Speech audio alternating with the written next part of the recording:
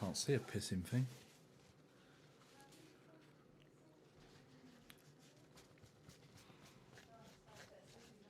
So I think we're online. So welcome back to Ben's Garage, another live stream from Ben's Garage. I'm just trying to clean my glasses because I can't see a bloody thing.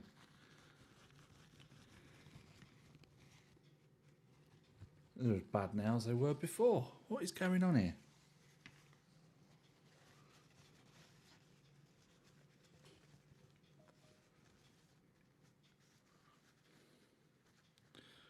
I won't be too long. Come on, I can't see a bloody... Is that better? That'll have to do. I can see what's going on now. Just about. I think we're live. Are we on, Tina? Yeah. We're live. Wired for sound and all that. I can't remember when the last live stream was, but it's been a while. I did... we had a live stream that I'd got scheduled on here and everything. And that particular night, we had a bit of a disaster out in the garage. Tina was doing some stuff in there, putting the membrane up on the wall, when she discovered a hornet's nest. So sort of dealt with that. But while I was out there, the pond we've got for the dogs was going a bit green. So I said, well, while we're out here, we might as well... We got the pump rigged up with a filter. That's why we didn't do that live stream. And then ever since then, it has been so flipping hot. I've thought, do you know what? I can't sit in the office just talking random nonsense. But yeah, so we're back probably, I don't know, 2 months since the last one. I'd have to look back, but I'm not going to do anything because I'm going to lose all this screen. I can't remember if we finished lockdown or not. No, I think we was... I can't remember. Well, if we were still in lockdown... I'll tell you what. May. Let me have a look on the iPad. YouTube. And have a look at my videos library. Your videos. And I'll scroll through and see when the last live stream was. Keep going, keep going, keep going. The last live stream we did was on the 14th of June. Flipping heck, that's quite... Well, we're 23rd of August today. So we're back. I don't know how regular it'll be. Depends how busy it gets in here and if it's worth doing it or not. So what has happened since the 14th of June? Well, quite a lot. We've got a new tractor. And that came with 2 implements. Obviously didn't come with them. We had to buy those. We've got a topper, which is like a bush hog, brush hog, gyro broyer. It basically chops down the grass and brambles and weeds and saplings and stuff like that. It doesn't do a perfect finish, but does the job. And we also got a rotavator. If you go over to the Mad Dog Farm channel, I've put all the videos for the tractor and that over on that one, so you can see those. I'm going to take the dogs out. Okay. The Hobbit is taking the dogs out now. Just thought I'd let you know. Because the nights are drawing in. It's 8 o'clock. We've still got a bit of sunshine out there. But it is getting darker earlier. Tina was going out. Oh, pardon me. She was going out sort of 9 o'clock-ish. And, you know, getting back before it was dark. But it's dark now, so she sort of has to leave a bit earlier. We like to get the dogs walked up the road. It wears their nails down because they're both a couple of fairies, our dogs. They don't like having their claws clipped. They will sit there and take it, but it is a bit of aggravation, really. So walking them up and down the road wears them back down again. Because as I said, at the last house, we had a concrete path all the way down to the front of the house. And the dogs used to go tearing up and down there, 100 miles an hour. Used to wear their claws down quite a bit. But now it's all grass here, so they're getting a bit... Walk them up and down the road, lovely jubbly. So that's why the Hobbit's going. I should have written a list really for this little live stream, things to discuss, but I didn't. I'm very well not prepared, as per usual. I'll wait for a few more of you to come in because I'm sure we'll be getting some random nonsense in the comment section down here, as we always do.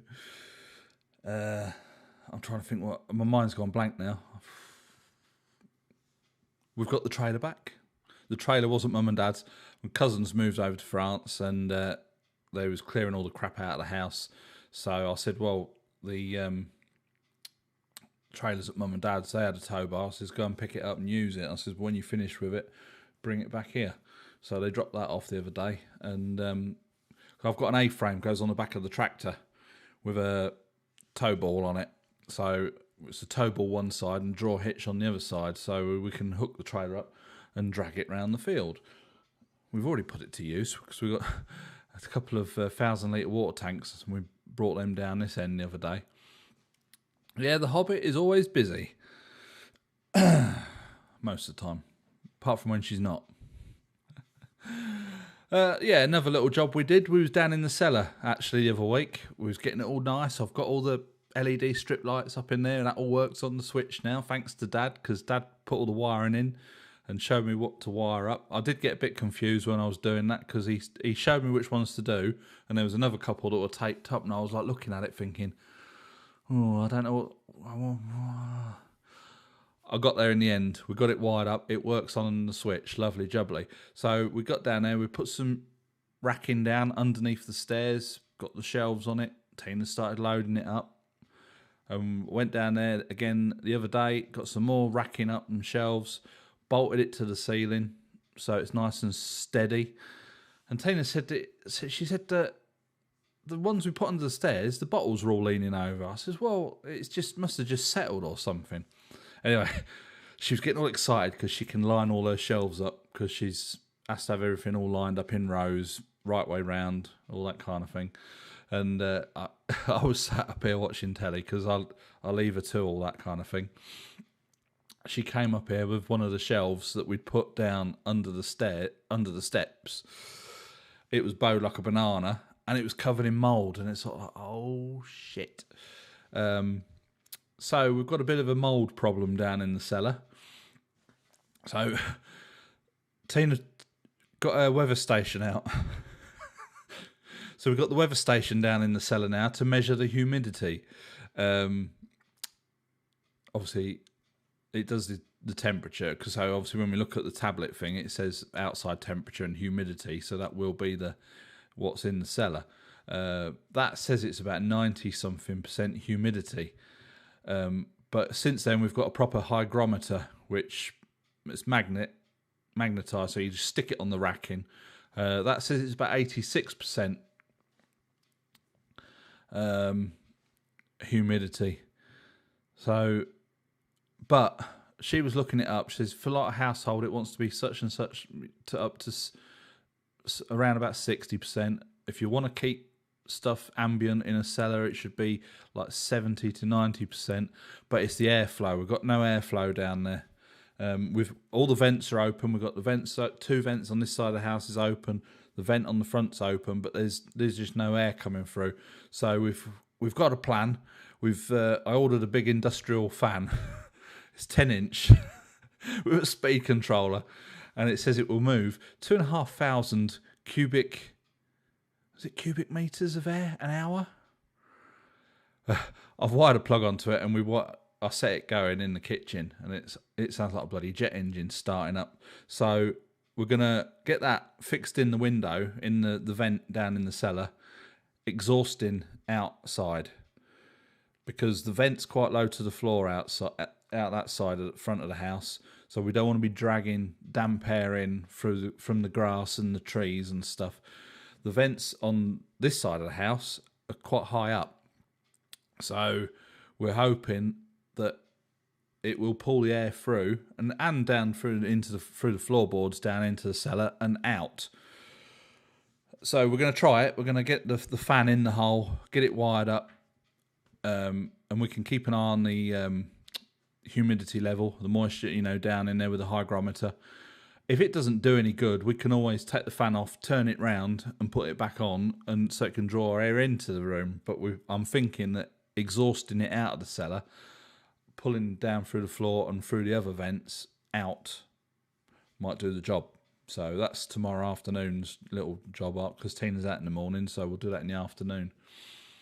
Yeah, that was a bit disappointing because we've got all the shelves done and all lovely set up, and we've got a mould issue. When I was going down, I was getting really struggling with coughing and going on, and Tina says, "Oh, what are you allergic to down here?" I said, "I don't bloody know. It's really getting on my chest." Of course, there was no sign of mould then. We had some cardboard boxes that were on the floor and they rotted out. But we just, you know, it's damp, whatever. Didn't put any, you know, two and two together really. But it's only when we saw all that mould on the shelf, it was sort of like, we've got a bit of a problem here. Anyway, we'll sort that one out.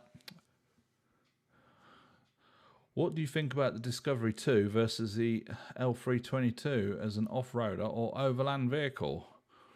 Well, the Discovery 2, more people have converted it into an off-road overland vehicle. I think the L322 is just as capable off-road. You know, the four-wheel drive system, the air system, it's fantastic off-road. I think the Discovery 2 has air suspension on the back. Because I know my brother had a Discovery 2, and when you used to put the hill descent on, the back of the car used to lift up. I could be wrong, but anyway. So I don't know why. Well, I suppose it's cheaper. The Discovery 2 became cheaper before the L322 became cheap. And there was a lot more accessories available for the Discovery 2. But I would say that they're both as capable as each other for off-roading. We just happen to have an L322. And that's what we're using for off-roading when I've got it fixed.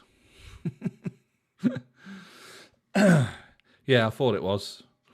Obviously, the L322's air springs all the way around. Some people don't like it, and some people do.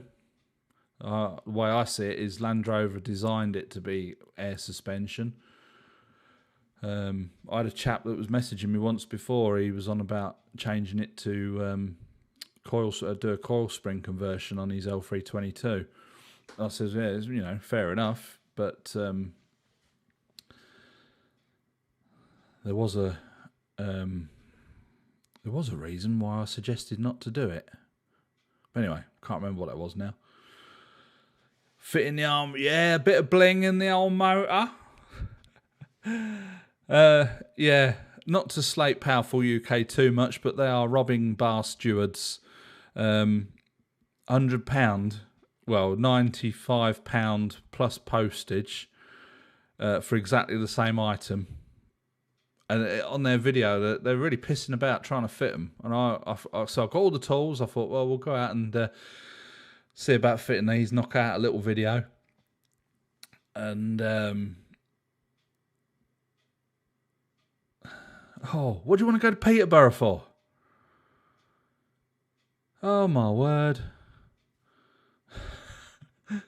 Yeah, but I did watch Powerful UK's video, how to install them. He was messing about a little bit, and I just sort of got to the armrest, pulled the trim off, and it just went click, and there it was. There was the clip. Pulled the clip out, knob in, clip in, squeeze the trim back together, and jobs are good. But yeah, easy job. Oh yeah, on the showground. I used to live in Peterborough, and it is a shithole. It really is. But yeah, they have the Land Rover meeting there. I did forget about that, but yeah, I suppose that's probably all right, because you're not going into Peterborough on the showground. It's on the outskirts. You don't have to sort of, you know.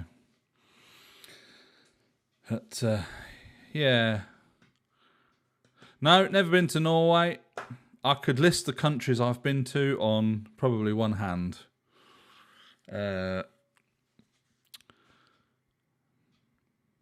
No, it'd be a bit of a road trip, wouldn't it? I think the Hobbit, Tina, I think her cousin lives in Denmark. And we've never been there. She's never been there. Never had a reason to go to Norway. But it looks quite nice on the old World Wide Web when you're looking at pictures and footage and stuff like that. Oh.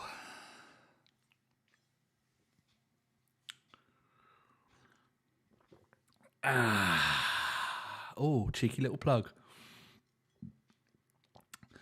But yeah, I think is it the LRO show, Land Rover Owners thing in Peterborough on the showground? And then I think they used to have ride outs. They used to go up to Yarwell.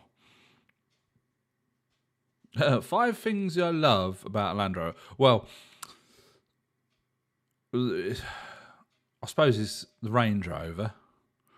I did actually own not a Defender, but it was a series. Was it a series? It was or was it a Defender? It was 1983.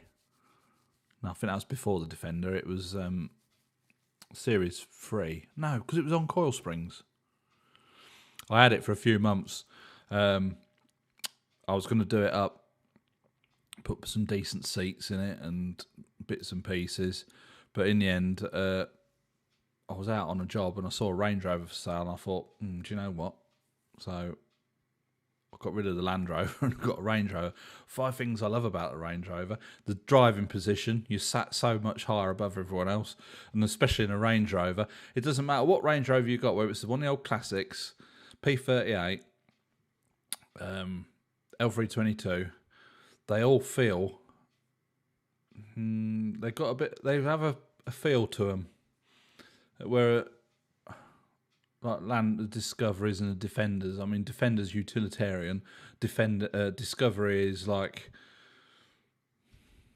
not quite Range Rover spec, or But yeah, I like the driving position and the feel when you're driving it. It feels like you're in something special, although it probably isn't. If you're driving a battered old classic, but there's something about a Range Rover.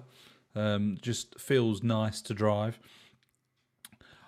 I like the off-road capability. Obviously, you need decent tyres. Both of our Range Rovers have got road tyres on them at the minute. But even with road tyres, they're still pretty capable. Another thing, Range Rovers are designed to tow 3.5 tonne. So, that's another good thing. Oh, one more. Parts are cheap and readily available. So that takes me to 5 things I don't like. Parts are cheap, which means they break down a lot.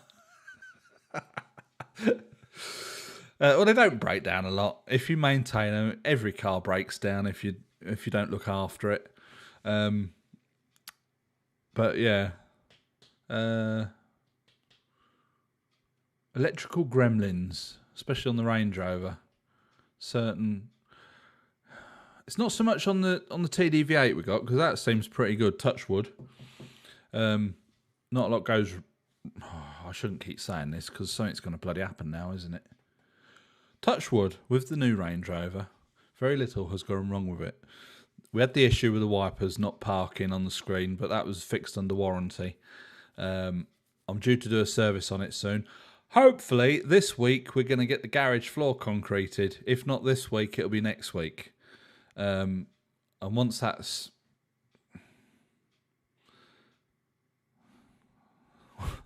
once the concrete floor is... I can get onto it. I know we've got the wall to fix, but I'm going to put my toolbox in there and some other tools up one end of the garage. And I can get in there and service it. So keep them properly serviced and keep your fingers crossed. Nothing goes wrong. LED driving lamps. Yeah, I think they're high. I think Powerful UK are getting a bit big for their boots with their pricing because it's clearly Chinese stuff that they're knocking out, and you can get it direct for a quarter of the price. So I think they're taking the piss a little bit, really. So yeah, you've got to do your research before you start buying stuff for these cars, or any car really. A nice cup of tea. Yeah, so hopefully, yeah, this week, with the garage floor, it's all dug out, it's all chalked in there. We've got the pipes in and the electric into the back wall. We whackered down the floor, that's all level. We put the membrane down. Well, Mum and Dad come over and help put the membrane down. They've put the reinforcing in. Tina's nailed the membrane up around the wall, so it's up out the way for when the concrete gets here. She's just got to get in there and put the feet on the reinforcing to hold the reinforcing up off the floor. And then we thought, oh, right, we've cracked it now. We'll get in touch with the concrete company, because we'd already got a quote from them. And so we said, we'll send them an email, say, right, we're good to go. When can you do it? So we get an automated email back. We're on holiday till the 23rd of... I nearly said July then. We're in August. 23rd of August. So they're obviously back to work tomorrow. Whether they'll email us back, but if they don't email us back Monday, Tina's going to phone them up Tuesday morning and then hopefully get it arranged for this week or possibly next week. Getting a bit excited for that. Obviously, we've still got the back wall to do. We're going to, I think, if Dad's still up for it, breeze block up the inside and just put rods through and tie everything in. But in the meantime, I've got to get my tools out of the garage because we can't move in the garage. But if I put all my tools up one end away from the back wall, because we obviously need all the room we can get for building that breeze block wall, I can have my tools up there and I can at least we've got to get the Audi in and get that fixed because we need to get that fixed and get that sold.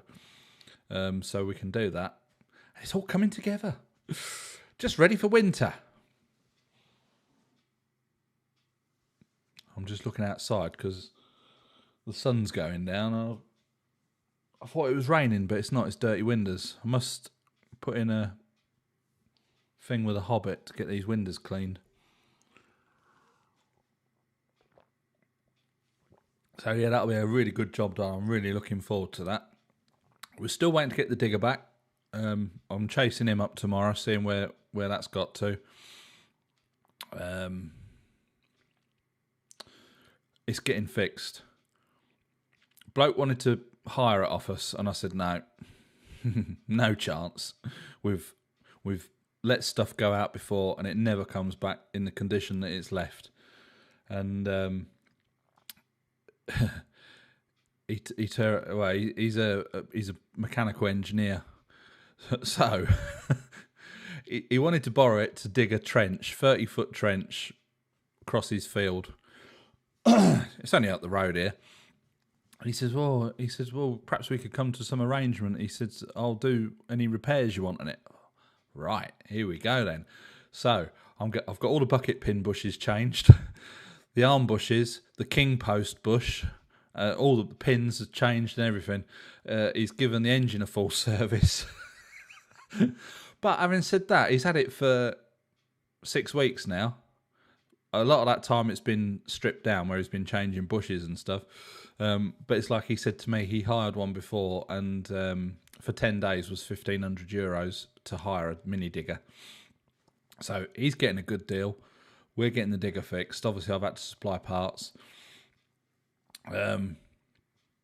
Yeah, we want it back because we've got some work to do with it. And once we've got that work done, we're going to flog it. Because, yeah, you know. Ooh. So that's that. Cup of tea's done.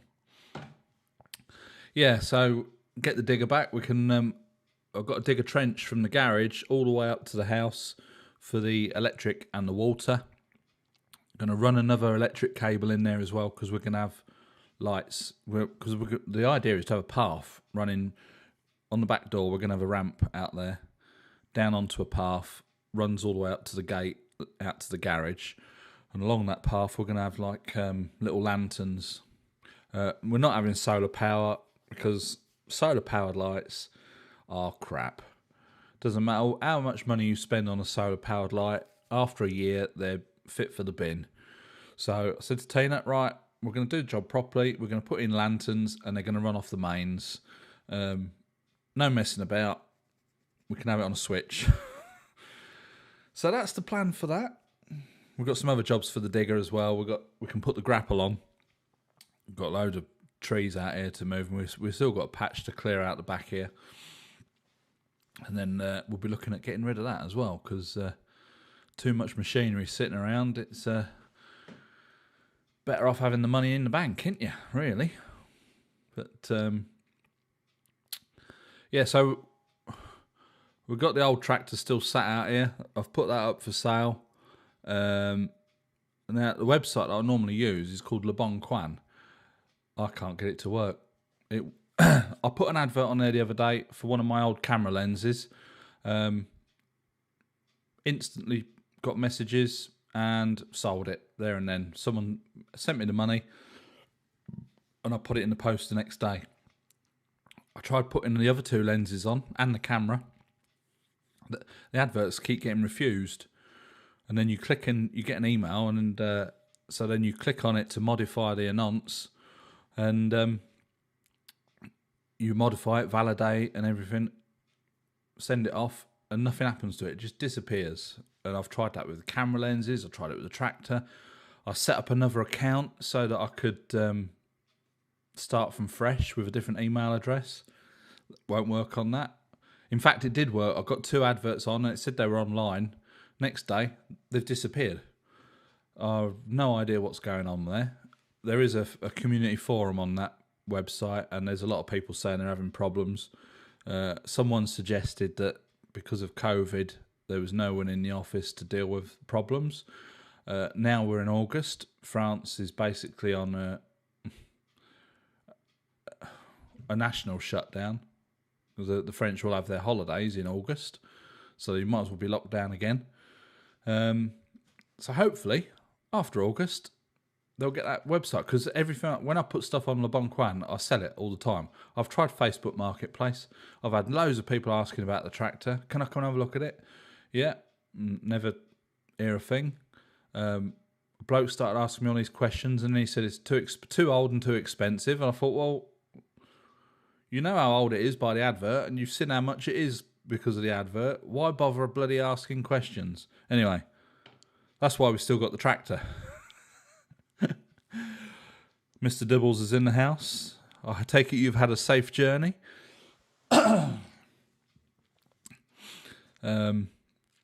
Yeah, so we've got the old tractor sitting there. If someone turns up when they want the tractor and they give me reasonable money for it, I'll give them the finishing mower and just say, look, it needs new bearings. I've started stripping it down. If someone just wants the tractor, and I'll fix the finishing mower and sell that separately. The flour mower, I think, is going to get weighed in for scrap. I'm going to take the engine off, and the rest of it can go for scrap. Back in paradise. Lovely jubbly. I really envy you, Mr. Dibbles. Not a lot. It's been a very nice day out here again. A little spattering of rain earlier on.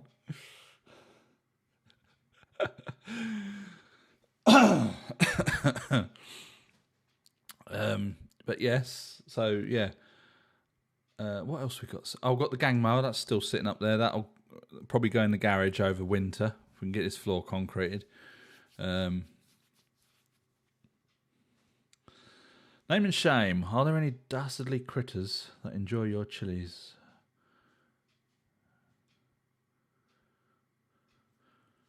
One year when we was growing, we had a real problem with aphids on the chilies. And we used neem oil.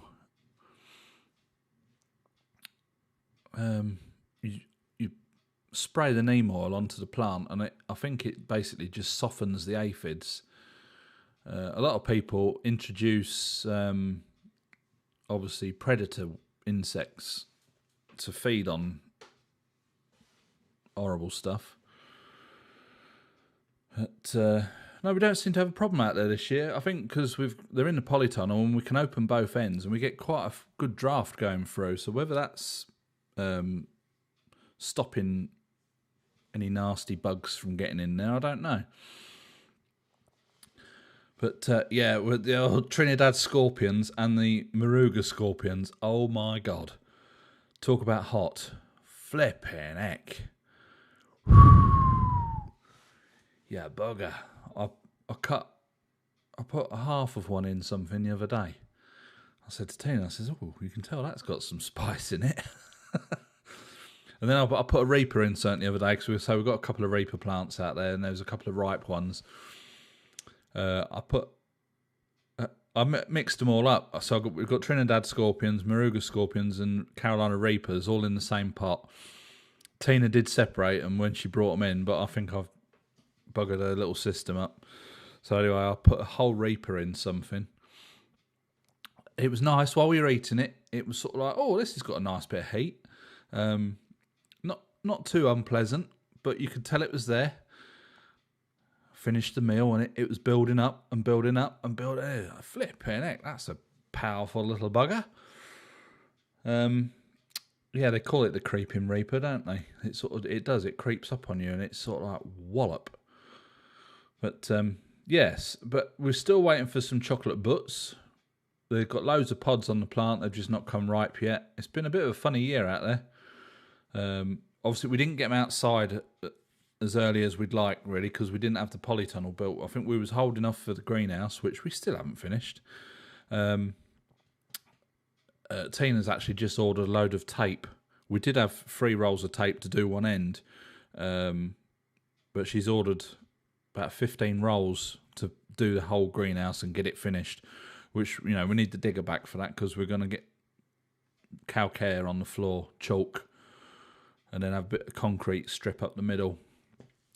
So we're not doing that by hand, or we'll do that with the digger. But yeah, so we were sort of holding off for the greenhouse, and then it's like gale force winds, and you can't put a greenhouse up in wind because it's all polycarbonate, and Tina had to be up on the scaffolding and sort of 6-foot polycarbonate sheets at one end and bringing it down. It wasn't happening, so we got the polytunnel, got that all put in actually, and so then we could then pot on the chilies. So they didn't get out there quite as soon as we'd hoped. It's like when we did them properly the last time, which wasn't last year, because that's when we sort of first moved in here, but the year before, in the greenhouse and the polytunnel, the chili plants in the auto pots was 5 to 6 foot tall, absolutely covered in chilies. Did really, really well. But we started them off indoors, like we did it here. We started them indoors, under grow lights, bit of heat. Just kept potting them on, bigger pots. And then we eventually got them out into the auto pots outside, and they just took off. Kept feeding them. Pardon me. Oh, Mick Ness is here. You've not missed a bloody thing, Mick.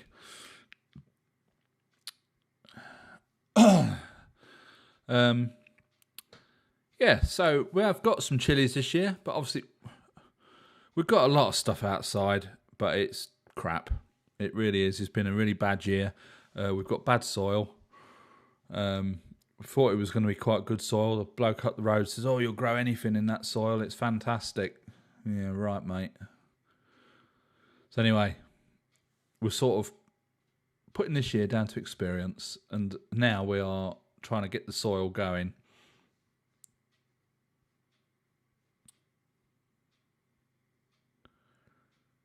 Where are you looking? Is that a Vulcan Sterling stove fan I have seen sitting on the back boiler? I'm going to have a look now.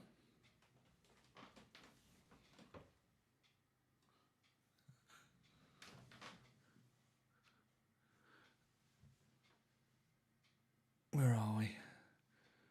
Do you mean that thing there? That thing there? If that's what you're referring to. It's not a stove fan. That is a bit of pipe that's running up the wall and goes into the shower because the bathroom is behind that wall. Having said that, we do have 2 stove fans because at the last house we had log burners, wood stoves. I can't remember what make they were, but we had 2. I got a quite expensive one, and then Tina got a bigger one that wasn't quite as expensive, but they both did a good job. They both work perfect. Get a bit of heat in there, off they go, start spinning, and they push the heat across the room.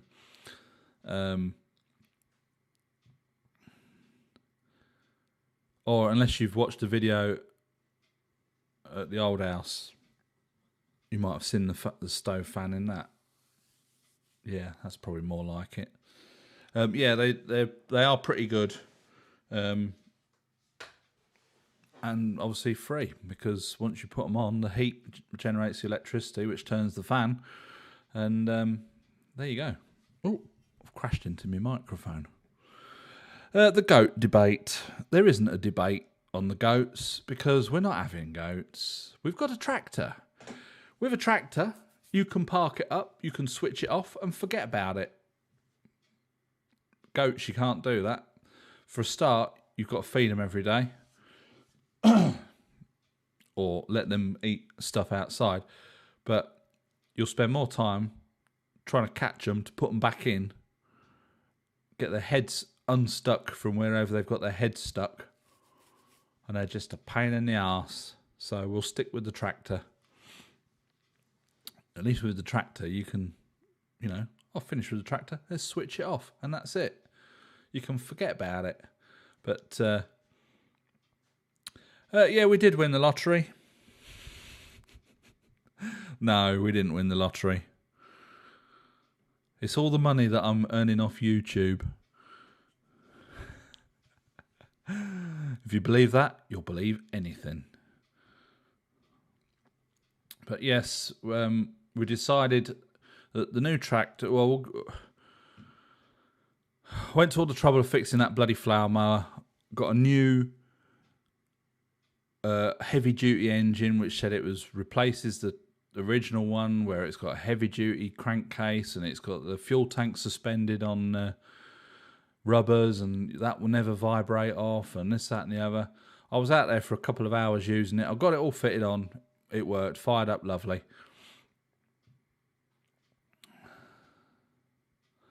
Come and switched it off. Noticed the fuel tank was wobbling about. The rubbers had worn through in like a couple of hours. I was, oh, what a bloody hell. So anyway, I'd welded all the flower mower back up, and one of the welds had bust on the back again. It wasn't my weld. It's the cheap Chinese metal that the flower mower is made out of. The welder didn't penetrate it very well at all. The bit of steel that I welded across, that had really penetrated into that, and it was a good weld. But it just didn't seem to penetrate into the flower mower. It's just rubbish.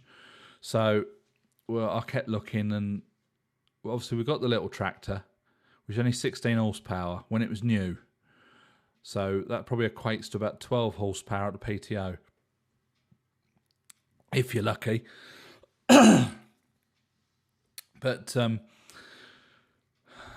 get an implement for that little tractor, they're quite a lot of money. And I said to Tina, it's not really worth messing about with this little tractor. And we might as well. We should never have bought it, really. We only bought it because we got it with the digger. But so I always say, buy the best you can afford. Don't buy rubbish. Of course, you don't listen to your own advice, do you? So anyway, but the little tractor does a good job. And that's right, we'd managed to get the mandrels all greased up on the finishing mower, because it started making a bit of a noise, because somebody's put it together with a grease nipple where you can't get to it with a grease gun. So Tina and myself were out there for a good hour trying to get the grease gun onto it, getting your fingers in and trying to squeeze the grease gun and push it on and pump it. We've got some grease in it. I did a couple of laps of the garden. She come out and she said, a lot of smoke coming out of that mower. Oh, what? So I looked over, because I had my ear things on. I couldn't tell if there was a noise or anything. So I looked over my shoulder. Oh, yeah. I switched it off. And, yeah, the bearings have all picked up and just buggered up. So I've started pulling it apart and replaced it. I will replace the bearings. Unless someone wants to buy the tractor, and I'll throw the mower in for free as it is.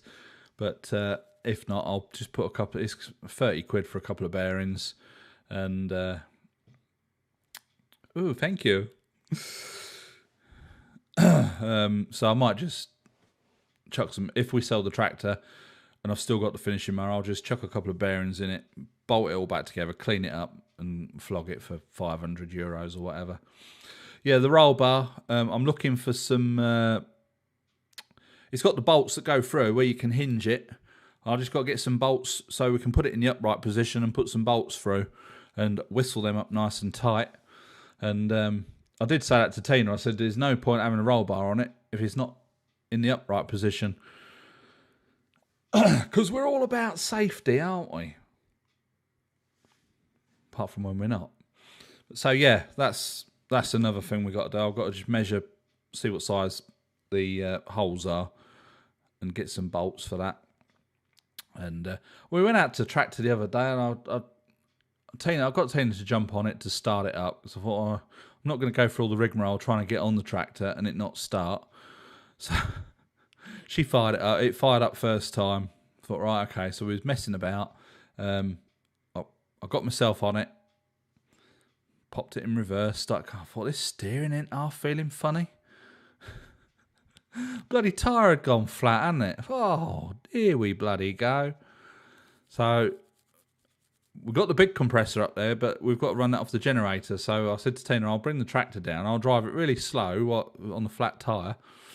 And, because she's got a little compressor down in the boiler room for blowing out the hoover and stuff like that and pumping up my wheelchair wheels. So she got that out. We pumped it up, and it was leaking out of the bead. I think where I've been driving it flat, it just it hadn't come off of the bead, but it was just. So we pumped it up. I drove it backwards and forwards a few times, and it obviously settled because it stopped. We're going to keep an eye on it. If it does go flat again, they're tubeless tyres. I'm just going to get a couple of bottles of the old slime, chuck it in there, and the slime will find a hole and block it up. I've used it quite a few times before. Safety unless you're driving a Metro. Well, you can't be safe in a Metro. Come on, let's be honest. Even if you put your seatbelt on. But, yeah, because danger doesn't take a day off. Oh, yes. So, yeah. In the end, we decided we'd sod it. Well, the idea was we're going to get the tractor and flog the digger. So we're like trying to list off all the jobs we need to do with the digger, and it's sort of like, well, I hope we're not going to be too desperate to sell the digger, because all these jobs that we want to do with it, it's going to be about this time next year. No, it shouldn't be. Hopefully by the springtime we can have got everything done that we need to do with the digger. And we can flog it on. It's going to have, it's all new pins and bushes. The king post has been changed. It's been serviced. New alternator belt. He's messed about with the tracks, because I think one of the tracks came off once when I was using it, and Dad and Tina tried getting it back on. And when we pumped, because you have to slacken the grease off, the adjuster off, and all the grease comes out. When you get your track back on, you then have to tighten it back up again and pump grease in it, and it pushes the thing out to adjust the tracks. There should be a little bit of play in the tracks, but I think we was more worried about the tracks coming off, so I think we overdid it a little bit, and he slackened them off. So it might go a bit faster because there's less rolling resistance. Who knows? But yeah, the digger is very, very handy. And I tell you what, the amount of work we've done with the digger, it's probably paid for itself. You're talking about £1 a week to hire one. So if you hired one, you've got a limited amount of time to get jobs done, basically. You know, if you hired it for a fortnight,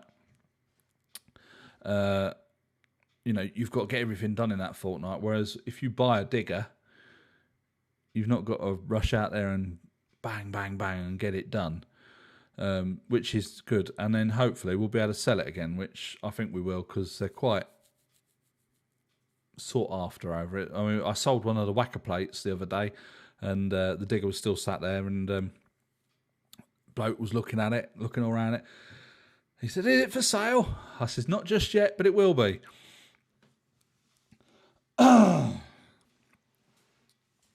The new ramp, we're waiting for the digger. we've got the main timber out the front. We've got all like the decking bits out there. It's all ready to go, but I need the digger just to scoop out on, not on the road, but near the road, so that the main beams can go down into below the level of the floor, so that when we put the decking bits across it, it'll be at the same level as the floor, so I can whistle straight down and up on the grass onto the road. So that'd be nice. But yeah, we're just waiting for the digger. I'm chasing him up tomorrow, so hopefully we'll get that back soon. How am I finding the TDV8 after its remap? Well, what can I say? When we first got the Range Rover, it was obviously fantastic. It was night and day. We've got the TD6, so we're used to the TD6. We get the TDV8. The TD6 is 170 odd horsepower. The TDV8 is 270 horsepower, so it's another 100 horsepower. It's got a better gearbox for a start. So the difference to start with was night and day. It's like, oh, bloody hell, this is marvellous. When I was sort of driving it around normally, this is before the remap, it had like a bit of a noise. It sounded like it was pinking. If you know, go back to the old cars. If you know what that noise is, it sounded a bit like, obviously you put your foot down up and to accelerate, it went. Anyway, we'd fill it up, and the computer would say, because obviously it tells you what the range is. We've got it set on kilometres, being as we're in France, and it used to say about 590 to 620 for a tank full of fuel. We'd fill it right up, and it would, you know, maximum it would say was 620. And I'm assuming that the car works out how you've been driving and the consumption, and you know, as it goes down. So anyway, we went for the remap, had the EGR valves deleted and blocked off, physically blocked off as well. Now when we fill it up, it's over 800 kilometres to a tank full. We did work it out once, and on a run we can get just over, about averaging 31 miles to the gallon. So that's all good if you're driving it normally. Obviously, when you first get it back after you've had it remapped, obviously the old accelerator pedal is a bit... yeah, you sort of loon about a little bit because it's got so much grunt. It's not even funny. It's a different car again.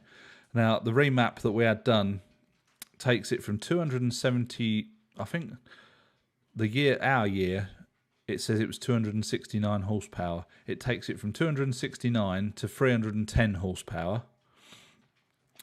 And it takes the torque from 600, roughly around 600 to 700 Newton meters. And you do really notice it. If you want to overtake anything, you put your foot down, wallop, away you go.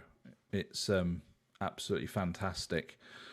So we've had the EGR valves deleted and physically blocked, so they hopefully, touch wood, won't be causing the problem.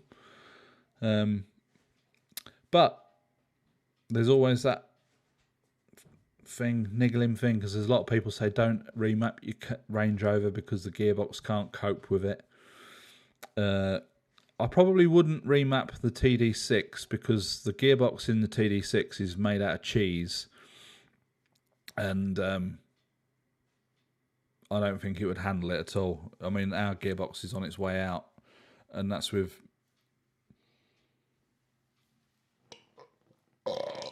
Pardon me. And that's with... that's standard. The only thing on the TD6 is the EGR valve has been removed, and it's just got one of those tubes in it, blank, and with the blanked off bit on the side. In total, the remap, EGR delete, and the physical fitting the EGR blanking kit was about €410, I believe. I supplied the blanking kit. I've got it off eBay for about 30 quid. I got it. The garage that I used, he remapped our truck when we was in the gardening business. I had a Renault Mascot, which had the 3-litre engine in it, and there's 116 horsepower standard. And it was just a little bit sluggish because we was towing a 3.5 ton Ifor Williams trailer, and it was a little bit sluggish when because we had the John Deere mower on the back, quite a big heavy mower, and when we actually got the mower in the UK and we got the trailer in the UK. The truck was French. Driving it back to France, there was lorries overtaking us because it was so sluggish. Once you got it up to speed, it would stay there, but a slight hill and that's it. So I got in touch with this bloke. I says, would the remap make a big difference? He said, well, the power increase isn't great, but the torque is. So anyway, he did that and the truck was transformed. Absolutely fantastic. Better fuel consumption.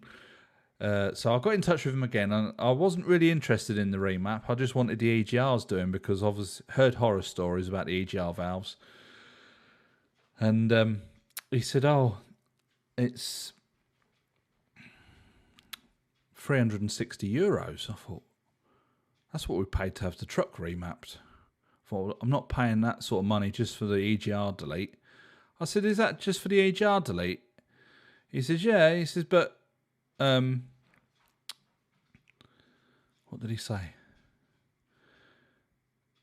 It's all in the price that you get a remap and an EGR delete at the same time. So I thought, well, it just makes sense, doesn't it? We don't drive like idiots. I think if you was to be thrashing the car from standstill, I mean, I never put my foot down from standstill. I always sort of get the car rolling, always let the engine warm up, get the car rolling and then boot it. It sort of doesn't really put a lot of strain on your gearbox, I don't think. But yeah, well worth it. Well worth every penny, I think. And so the EGR valves are deleted, so we've not got that headache to worry about. Fingers crossed. But yeah, we put the trailer on the other side of the car in France. I must get round to fixing the TD6 actually, but it's in the queue. We've got the Panda to fix. I'm really scratching my head with that Panda.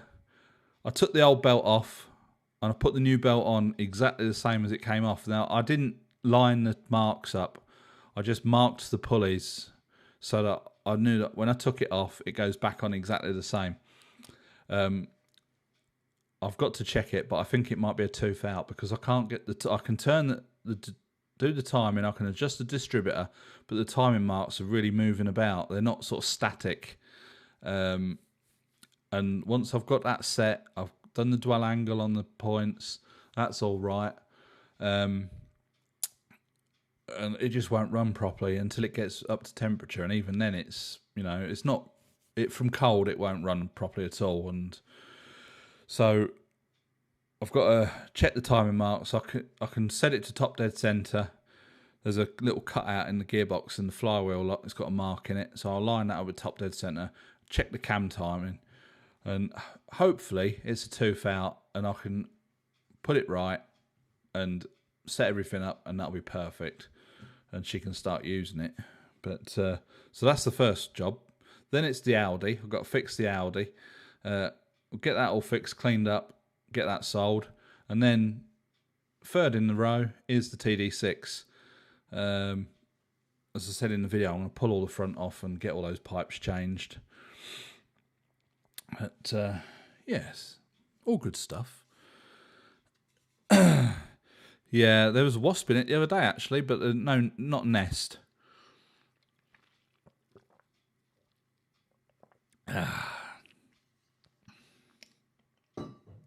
And we dispatched the hornets with the MP40 machine gun. Yes. No, bloke came out to deal with the hornets. He came out and he said, "Oh, Asian hornets." And I thought, "Oh, great." Yeah, they're doing emissions test in France, and it will go straight through. No problem at all. It's only done every 2 years on a car. That is, a car gets MOT'd every 2 years, and they'll do the emissions then. Because they can't physically see that the EGR valves have been blocked off or deleted, they can't check for that. But with the Panda, the Panda is registered as a commercial vehicle. Yes, I know. It's just got 2 seats in it, and the back end, you know, the back half is just open. So that's classed as a commercial vehicle. Now, with a van, it goes for its MOT once every 2 years, but you have to take it back every year to get the emissions checked.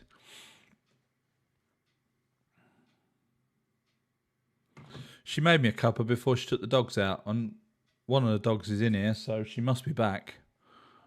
Oh yeah, she's back. Hey? All right. Are you watching? No. Oh.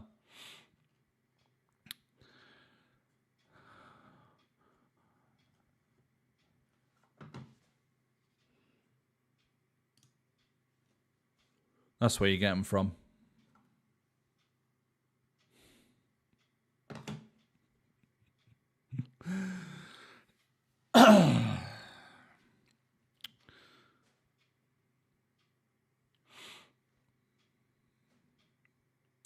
They are. That's quite enough of that. We've already spoken about the concrete slab. Where were you, Mick? If I put out that I start at 8 o'clock, you should have been here on the ball. And we've already spoken about the concrete slab. How many have I sold? None. I've sold a few stickers and... stickers? What else have I sold? That's about it, really. Some stickers and maybe some fridge magnets. But so we're not going to get rich on that side of things. Yeah, the concrete. Hopefully this week for the concrete. They've been on holiday since until the 23rd of August, which is today. So they'll be back to work tomorrow, and then hopefully reply to their emails, and we can arrange the concrete thing for the garage and get some concrete down. Oh yes.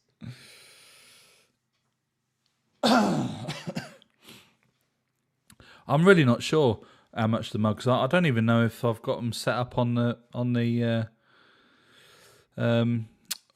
website. I'll have to look at it.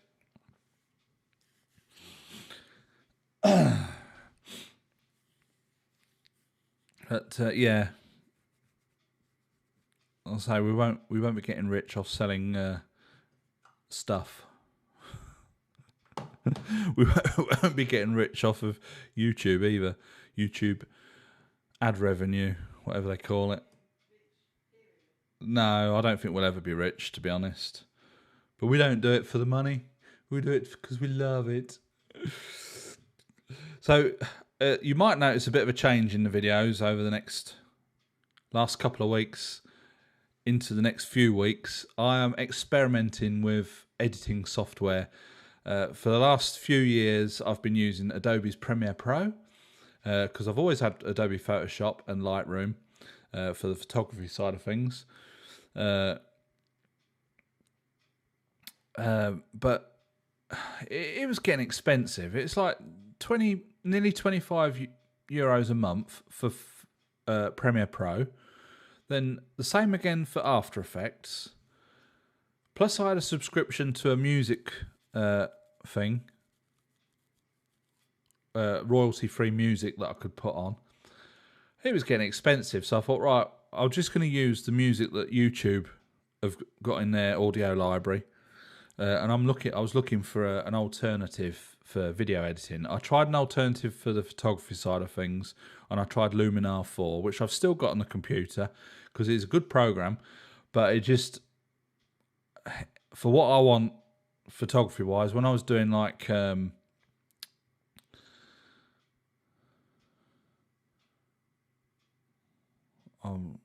Tina's lost me now. I was doing some astrophotography and I was trying to stack photos, and in Luminar 4, I'm not sure how it did it because the computer is a maximum of 32 gig and Luminar 4 was using 40 gig. So whether it was like using virtual RAM on the hard drive or something, all that goes over my head. But it basically brought the computer to a standstill. Whereas with Photoshop, I can do anything like that. It doesn't slow the computer down or anything. So I've kept the photography side of it. That's €12 a month, which isn't too bad. But the photography, the video side of it, it was like €50 a month for just the Premiere Pro and the After Effects, plus €14 a month for this music. And I'm only just making enough money on YouTube to cover what I'm spending out. So I thought there's got to be an alternative. So I've been trying Final Cut Pro 10, which is Mac only. Got my head around that. It was a bit of a learning curve. I've been using it, but after the trial period, that's $300. Which I don't mind because it's a one-off payment. And then after that, it just... Oh, I'm not even looking at the comments section because you lot are just talking crap now. Bloody goats, rabbits and bloody chickens. Yeah, so you pay, it's a one-off payment, and then whatever updates after that, it's free of charge. But once the trial's up, you've got to pay $300. Now there's another program which I have heard of and I've seen it before. I've never used it, called Davinci Resolve, and you got more rabbit than Sainsbury's.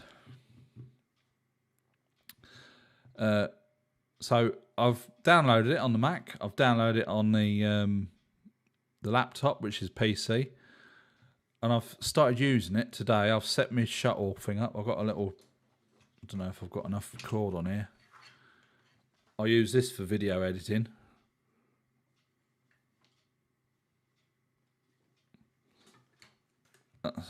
All shortcuts and stuff on there. Got that all set up, and I was using it today, and I've actually managed to get my head around it quite quick because it's very similar to Premiere Pro. Now there's a free version which doesn't ever run out, and then there's the studio version, which that is again $300, $299 one-off fee. That's the studio version's got a lot more extras on it, but so far I've not needed any of the extras, so I'm gonna be using Davinci Resolve on the Mac. Possibly try it on the laptop. I don't use the laptop very often for editing or stuff like that, but I've got the software on the computer, whereas with Final Cut Pro it would only work on the Mac. So, if I wanted to do it on the laptop, I couldn't do it because that's a PC. So, videos might look a little bit different, might sound a little bit different over the next couple of weeks while I'm sort of getting used to that. But we shall see. I've got to grips with it quite well today. Yes, I'm a bit like Roger Melly, the man on the telly. Hello, good evening, and bollocks. Only some of you will know what I'm talking about there. Oh, and pardon for my French. That was a very naughty word. So yes, that's things might change a little bit. I'm obviously using that for all my editing at the moment. I'm just trying different settings and stuff like that. And hopefully people keep on watching. Viz, exactly. Mr. Dibbles, he was in. Oh, Tina. All right then, how'd you say it in French?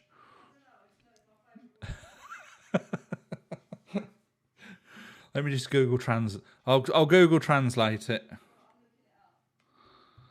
Oh, Mr. Dibbles is here. Google Translate. Let's have a look for bollocks.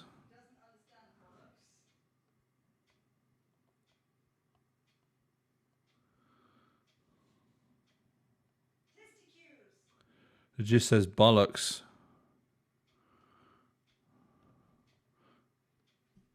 Let's put in balls. Ugh, deballs. No, sorry, there's no French translation for bollocks. I think bollocks is just universal. Bit like bucket. Anyway, we're lowering the tone here. Let's keep it clean.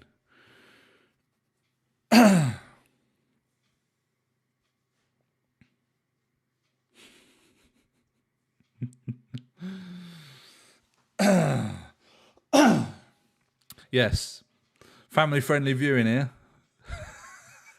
Just don't let the family-friendly side of it look at the comment section, because it's getting out of hand.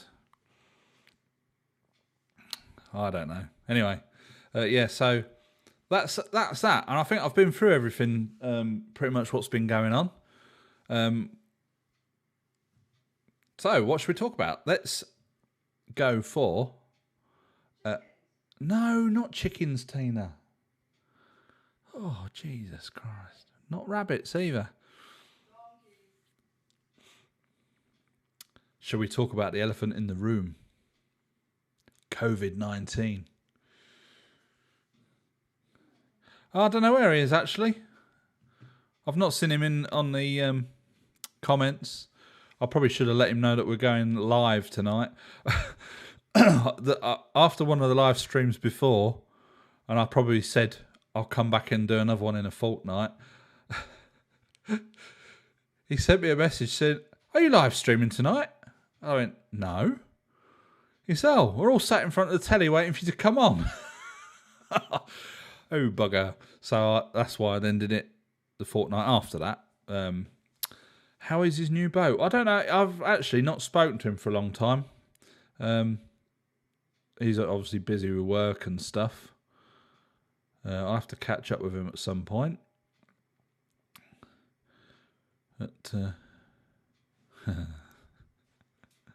But yeah, his new boat looks quite nice. But I've got no use for something like that here, because we've got no water. Not yet, anyway. Not until we start flooding and we have Armageddon and apocalypse and all that kind of thing. We might need a boat. Tina's just said that's next year, after 2020. That picture going around on Facebook. Let's get the Christmas tree out and get this year over and done with. The cases in France are going up. What are we at today, Tina? The cases in France today are 4,800 and something. We're getting a lot more cases now, but not so many deaths. But it's a knock-on effect. The more cases you get, the more deaths, and it seems to catch up, doesn't it, obviously? But people are just not being sensible. Wearing a mask where they should. Somebody put a post on Facebook the other day about a new restaurant that's just opened up in France. I can't remember where it was. It's only in the Dordogne or something. Absolutely packed out. Not a single mask in sight.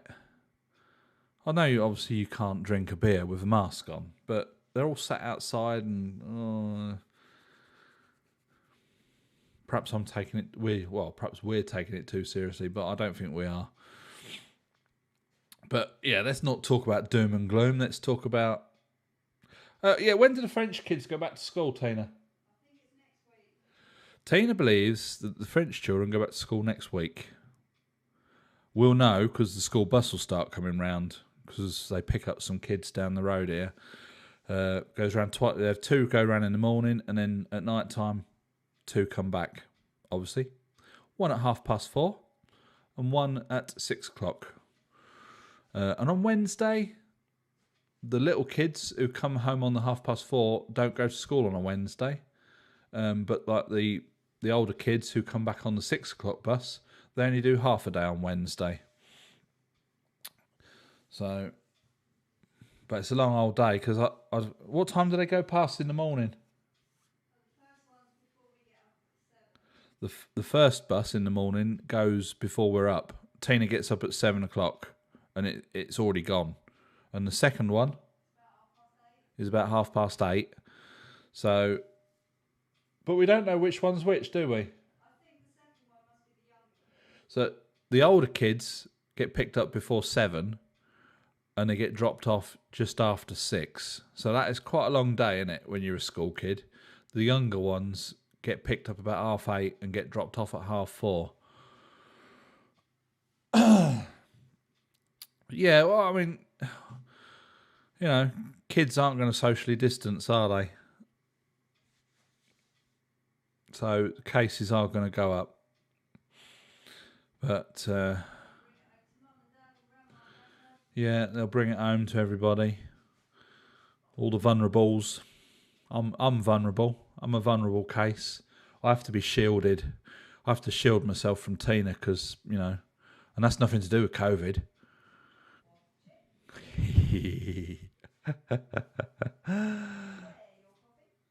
Well, what do you mean? How can I wear it? I've got an empty cup. Oh, might be on for a cup of tea. No biscuits though. We're still on a diet, and it's still going all right. Got to a point now where I've lost 8 inches off my gut, and we seem to have stalled.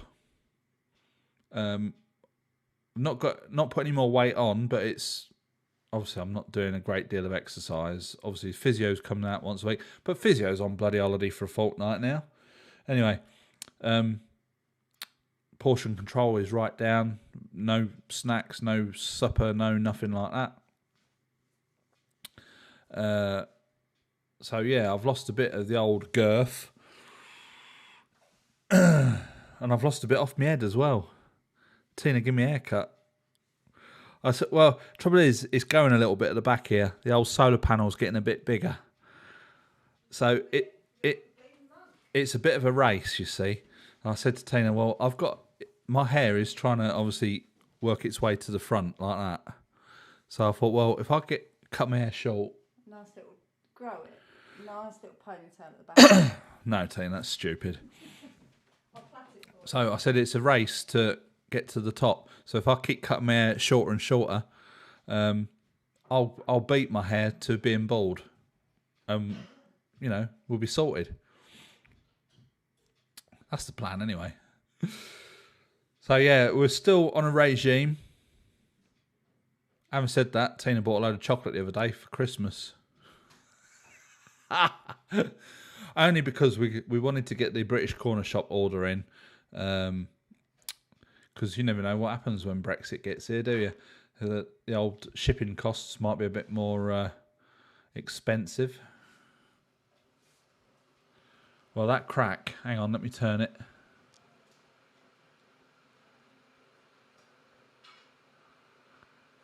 Can you see it?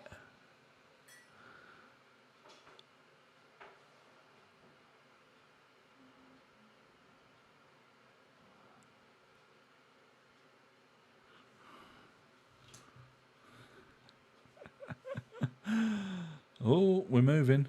Hang on. It's a bloody stabilisation on the camera.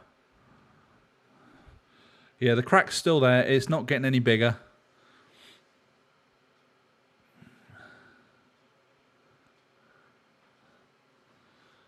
What did she say?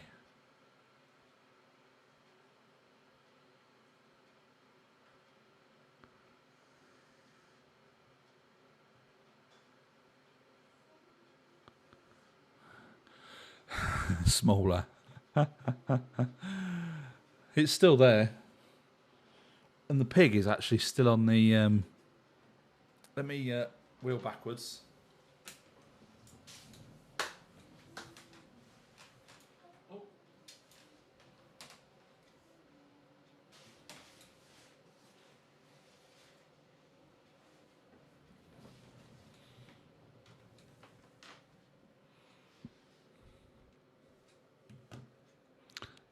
Yeah, can you see it now? There you go.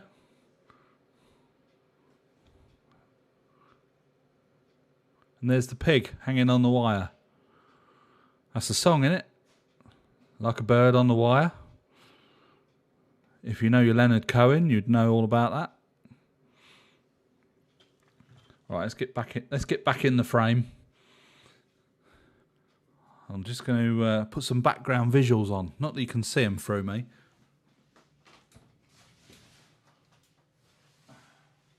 Bum, bum, bum, bum. Library. What's going on here?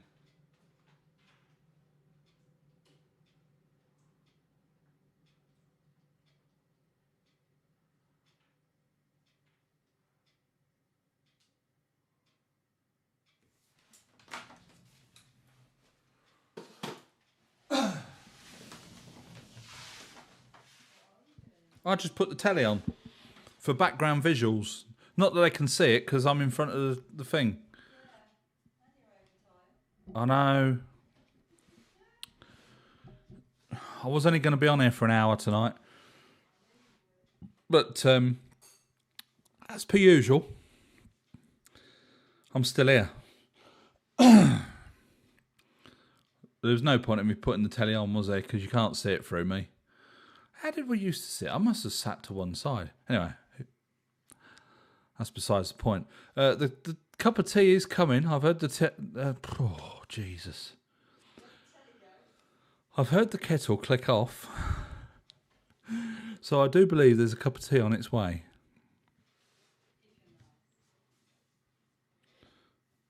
Let me just move some stuff here. I've got so much stuff in here. It's be nice when this room's done. Oh, here we go. Look. This room is last on the list. With jobs to do. Thank you. Goes back. That's got to be done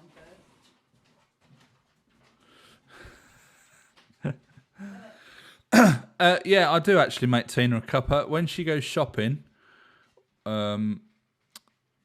she pulls up outside the front and unloads the shopping at the front door and then goes and parks the car up. So when she drives off with the car to park it up, I put the kettle on and make her a nice coffee. I try not to make too much of a habit out of it. Yeah, I noticed. Oh, getting back chat now. I'll tell you what we're going to have to do. Give her some of that.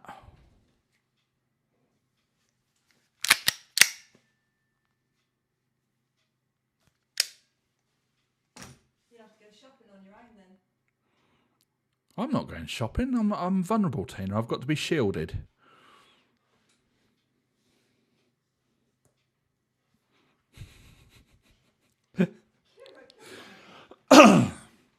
So yes, I do make her a cup of tea every now and again. No, I don't make her a cup of tea. I make her a cup of coffee because she doesn't drink tea, and I don't drink coffee. That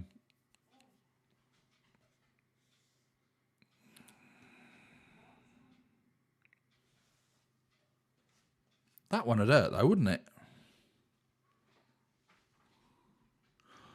Yes, that's good, isn't it? Look at that.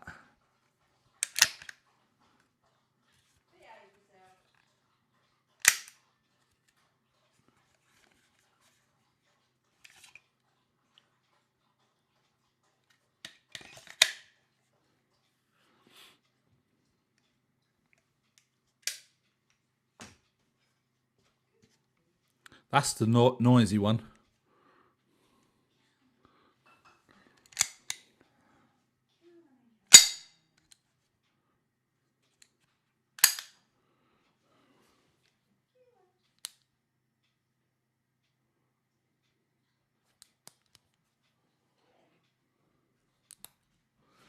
That's to dazzle your prey. I don't know if you watched the video over on the Mad Dog Farm thing. I had the other gun out the other day, the HDR revolver, 50 caliber. Oh. There was a firm got in touch with me, wanted me to try out some of their bullets. Not bullets, are they? But, you know, rounds. So I did a video. Someone commented, said, bloody hell, he said, packet of them sent to Finland was €35 for post. I thought, fucking hell, I didn't even look at the postage. So I went onto their website, put in one packet in a basket, shipped to France, €48 postage. And I'm like, fucking hell, you ain't going to sell many of them. But I got in touch with them and said, you know, what's the idea? I said, you know, you want me to do a video on your product, but postage is absolutely unreasonable. And then it all came out, didn't it? They wanted an English YouTube review that they could send to distributors around the world. I thought, well, if I'd have known that, I'd have done a video more appropriate for what they wanted me to do. But they didn't tell me, so. But they were quite happy with it. And I got 2 boxes of free ammunition. So, bit of plinking outside. They're quite, they call them Devastator. Oh, I ain't going to get it. It's all down there on the floor out of the way. But, yeah, so that was the first time a company has ever reached out to me on YouTube and said, do you want to try this? Obviously free of charge. I wasn't sponsored. They didn't pay me to do the video or anything, but I was quite happy to do it. You know, a bit of shooting out there and...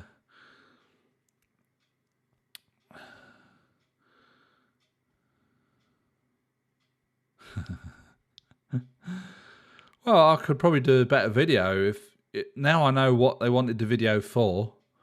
I could probably do another one, which I might do. I'll get in touch with them and see if they want me to do another video and shoot different targets and stuff. All I did was I shot it through a bit of wood, and then I compared it to some other ones, which, you know, really they didn't want to see all that. But yeah, if they send me some more stuff, I will gladly test it. Because on the other channel, that's not monetized at all, the Mad Dog Farm. If I was to put gun videos on the Ben's Garage channel, I would get limited ads, and you would get some revenue because when you put a video on, you have to declare. It's all changed now. Before the algorithm used to work out if your video could be monetized. Now you have to sort of declare what's on your video, if it's appropriate for this, if you've got moderate swearing or a lot of swearing, or if it's nudity or any of that. Normally on the Ben's Garage one, I tick the bottom, none of the above, and then it comes up with a big green tick and it monetizes the video straight away. But the one for guns, you tick the box and then you've got to tick, there's like a lot of subcategories then, and it's just, oh, do you know what? We'll do that on the other channel that's not monetized, and it doesn't make any difference.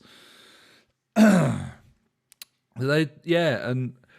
funnily enough, the Umrex balls, when I was shooting those, they seemed a bit more accurate. I could get the group in a bit tight. Well, I wasn't. I was just pulling the bloody trigger, so it was just spraying everywhere. But the Umrex balls did actually sort of group a bit tighter. Because those Devastator ones with the metal bit in the middle and the plastic, I suppose they're not going to fly through the air quite as well. But they do flipping come out. Go over a bit of... But, yeah, all good stuff, all good stuff. Bloody marvellous. So yeah, I've put out a chainsaw video. I did a little teaser video the other day, a chainsaw running backwards. I've never had this. I've had shitloads of 2-stroke engines. We've had strimmers, we've had chainsaws, I've had motorbikes. Not once have I ever had a 2-stroke engine fire up in reverse. apparently it was quite common on some of the older trial bikes, like the Bull Tacos and all that. They'd fire up. You'd think they were running all right. You'd drop the clutch and it would go backwards. On some of the things when I was searching on the thing, it said that, you know, some people's chainsaws, 1 out of every 100 times, it would fire up and run backwards. Switch it off, fire it up again, it would run forwards. And I was like, all the years, I've never had that. Flipping heck, was that on the scrappage scheme? But yeah, so this chainsaw, I've got it all built up, and I put the strip down video on after it. So I put that little snippet of the chainsaw running backwards. I thought, you know, that'll be quite an amusing video for people out there. So on Friday I released a strip down video, which has got about 60 views, I think, because it's not Range Rover. And so yeah, I've got to look into that. Why it's running backwards. It can only be a couple of things. It's either the flywheel, but I don't think it's that. And I can't remember if I tightened the flywheel up or not. I'm gonna have to. I think I did, because I did it with a gun. Not whacking it up tight, but just whizzed it up with the impact gun, and I think it might be the coil. It's a brand new coil, but it's aftermarket, so I might have to go and get a genuine coil for it. The main thing is it fires up. I need to set the carburetor up, but I can't really set the carburetor up until it's running in the right direction. It was just a squeaky car, Mick. That's all you can put it down to. Just turn the radio up a little bit louder. So yeah, I've got another chainsaw video when I've got it all back together. There was a bit of a disaster when I put it back together, but you'll see that in the video when it comes out, which I don't know when that'll be, because they do crap, basically, these. If it's not Range Rover, I don't know. People just don't, obviously not interested, but I'm still going to put them out. And once I get that garage done and we start doing projects in there, hopefully the views and things will start going up again, and people will get, you know. I've had a lot of people asking about the gang mower, the Ransoms motor triple, which I'm planning on getting that running properly and getting that restored. Not restore it, concourse condition, but just do it up so that it's usable. So a few people have shown some interest in that, so that might be a series of videos that might do all right. But just the random stuff.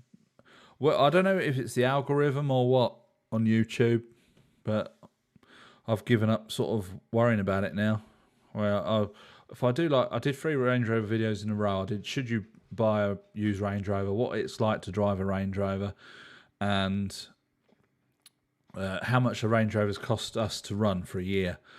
Because it was one Range Rover video after another, the first one, should you buy a used Range Rover, that's over 8,000 views. Straight, you know, not straight away, but at the moment, I think it's coming up to 9, maybe nearly 10,000 views. And then the other 2 have done really quite well for what they were. And then I put out a random one with a Panda, a couple of 100 views. It's like, oh, that's not quite so good. But obviously there's people that want to follow the Panda 4x4 because, you know, it's not going to put me off. I'm going to still be doing the videos. Because there's only so much of the stuff on the Range Rover that I can do. Once I get back into the TD6 and we start doing that again, there'll be a series of videos on that, obviously. But, well, we'll see. And it'd be nice when I get the garage done, because we can get some projects up and running. I've got a bit of a project in mind for that flail mower engine. It's 13 horsepower, so I think it'll be powerful enough. And there's a firm up the road in Limoges where I can get some materials from. I've got the welder, if I can get the welder fixed. So the plan is I might be building a bit of an off-road buggy. So things like that might get a lot of views. I don't know if you've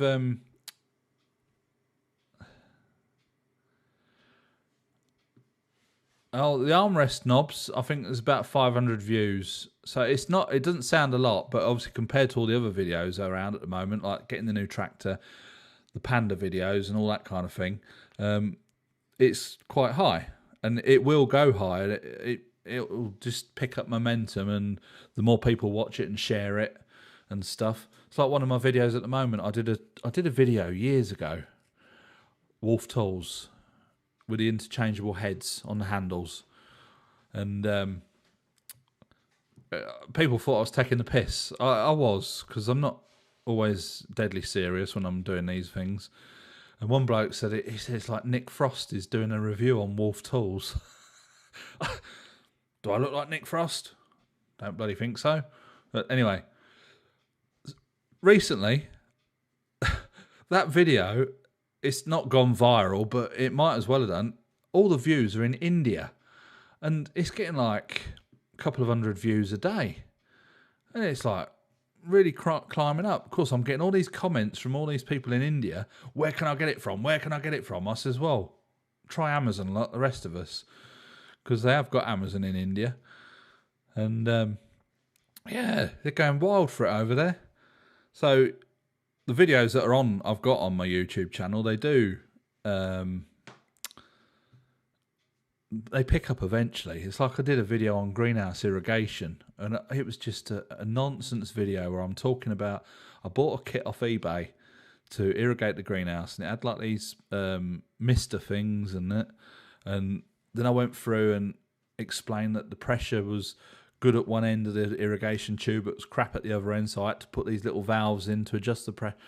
Really a nonsense video. That's taken off. Absolutely gone wild.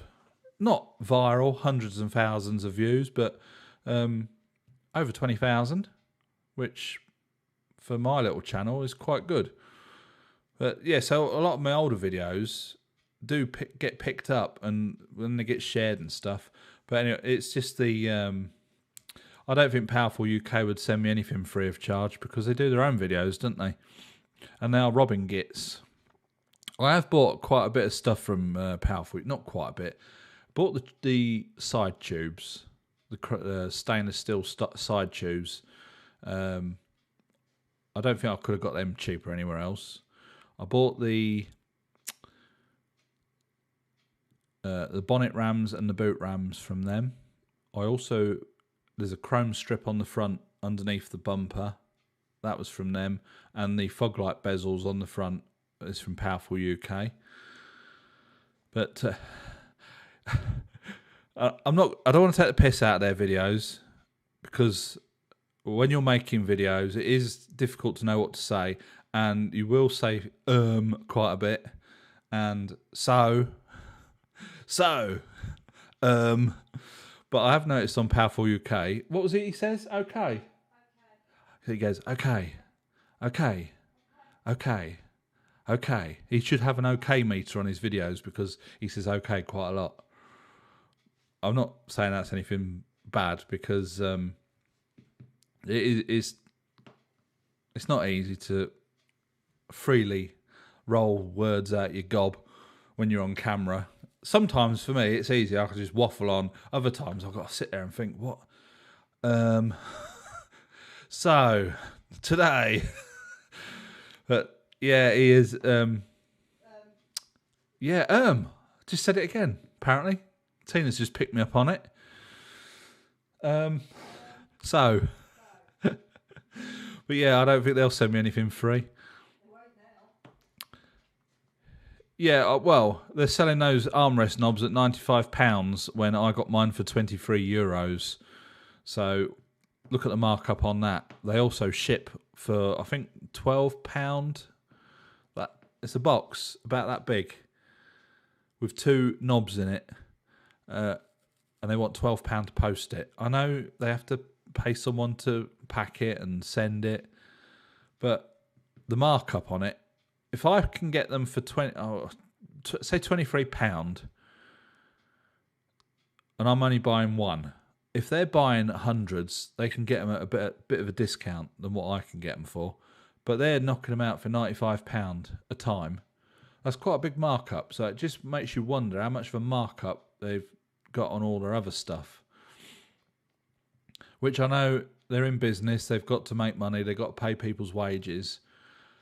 But at the end of the day, if there's cheaper out there and it is exactly the same item, you'd be crazy, wouldn't you? Absolutely crazy. I don't know if they watch my videos, they've never commented. I have on some of my videos when we put the tubes on the car, if any parts that I've fitted, I've said they've come from Powerful UK. They've never commented or anything like that, so I don't know if they watch them or not. Probably not, because they're a bit bigger than us. They're a bigger YouTuber. People tend to go up, don't they? They don't go down.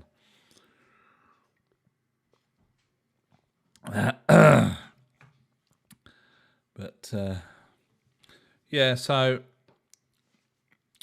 who knows? Why, thank you very much.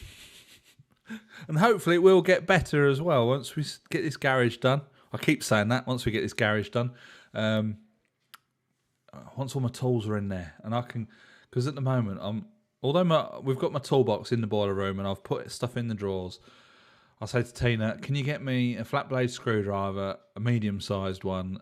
And she said, well, how big's that? So she'll bring a handful. It's not her fault, she don't know. So she just brings loads, or what she thinks is right. Normally it is. But it's like the other day I said to her, I've got an adjusting tool for a Husqvarna chainsaw. And I said, it looks like this. It's a screwdriver with a shaft and it's got like a tube on the end of it. Inside that tube is a spline thing. I said, we used to carry it in the truck. I had a box with chainsaw tools, so we could adjust the chains, file them when we're out and about, adjust the carburetors. And I said, it's out there somewhere. I said, but don't go hunting if it's not in the drawer with a screwdriver. So she brought one in.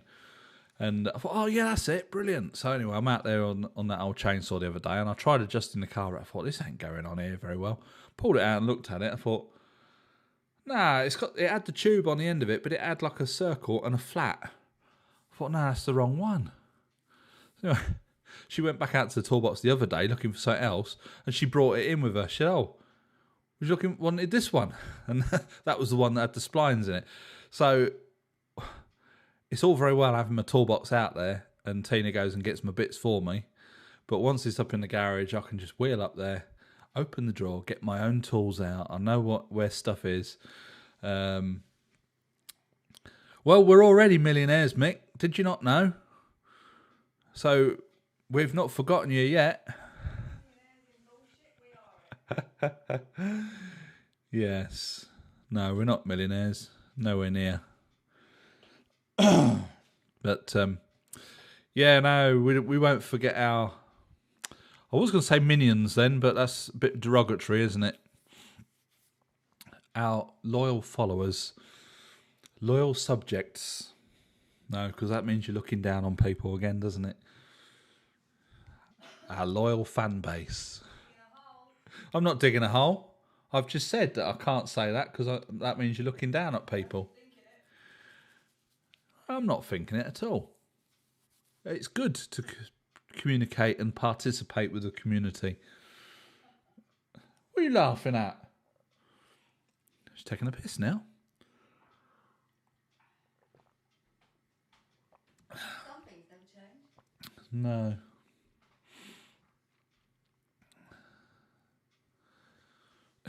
Yeah. I don't know who Jack Hoffman is. But, yeah. Oh, a Gold Rush quote. Well, I don't think there's any gold around here. I don't know if we've got any oil. Bottom of the food chain. Oh, yes. That's us.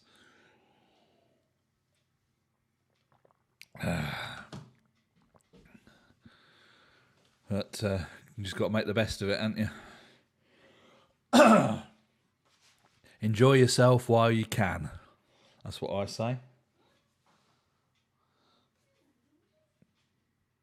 Oh, someone's just replied to a comment on YouTube. chap was having trouble with his iCar soft diagnostic tool. I said, have you updated it? If not, get in touch with him. Apparently he did get in touch with him when he first got it, and he was given the runaround for 4 months. But who do I watch on YouTube? Well,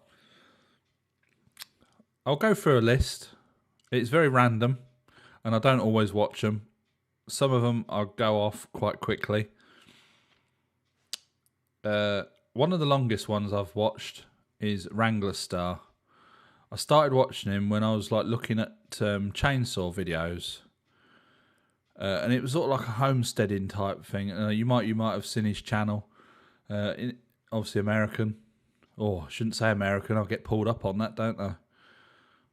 Lives over in the US, the United States of America. If there's any of you Americans in here tonight, don't be offended if I call you American. Yeah, so I watch him, but I do really go off him at times because American YouTubers. I've got absolutely nothing against people that are into their religion. I am not religious at all. Full stop.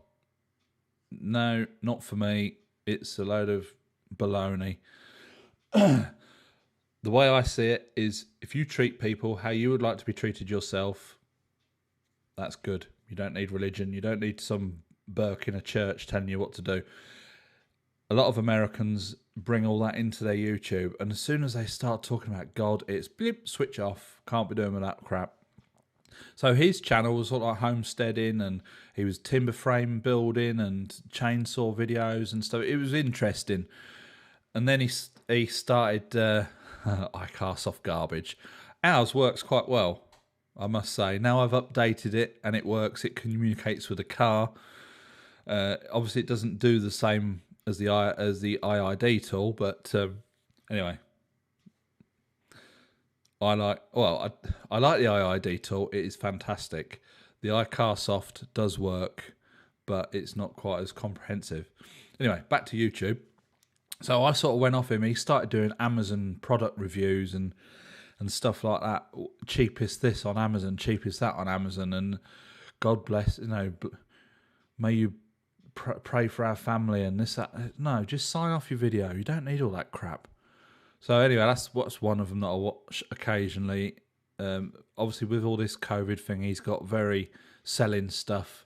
He was selling Patriot Foods or something when all the lockdown was kicking off, and he's got affiliate links for everything. And he said, "I'm not profiteering off it. I'm not profiteering."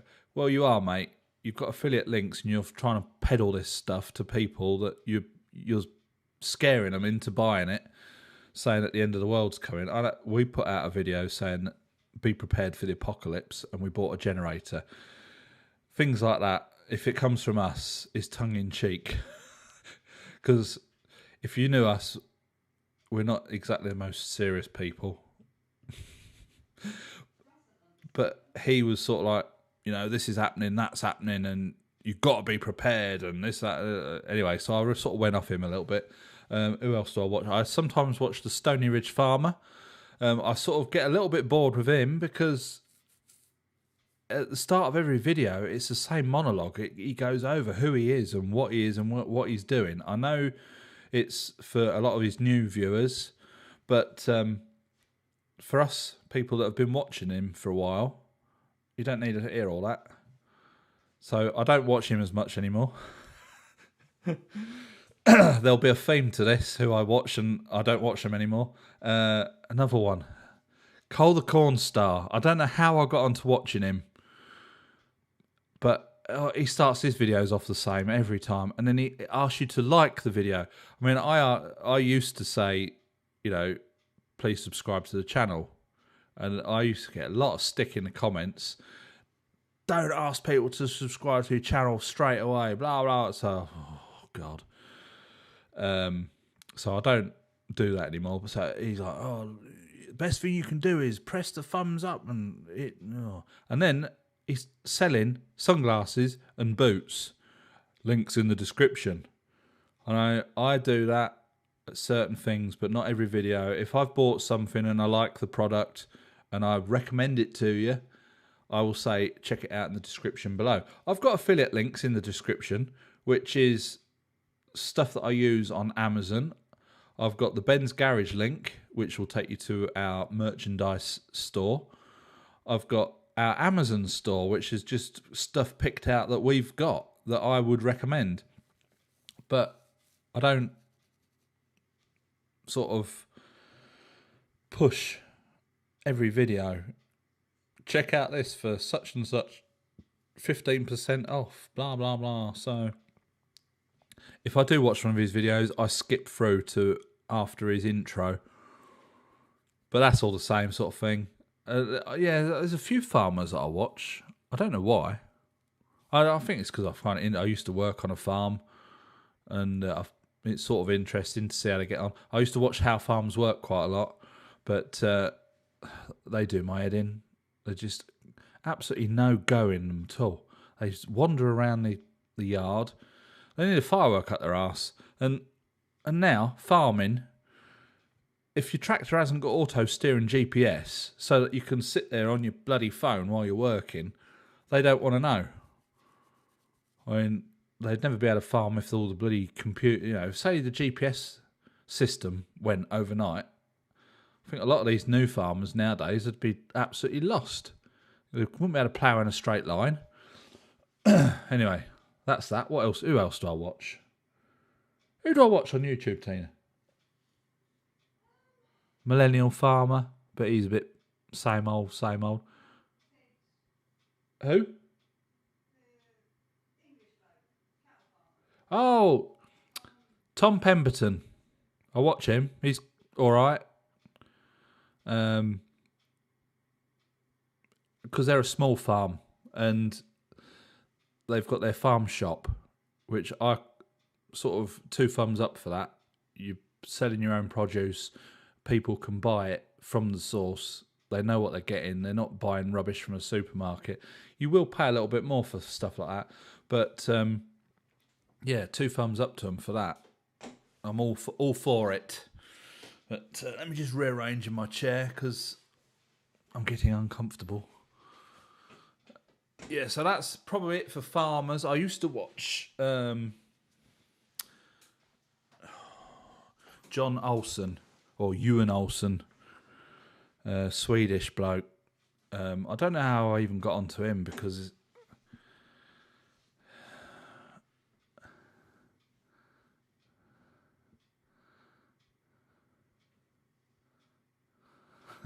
anybody ever seen the Boogeyman in the Woods?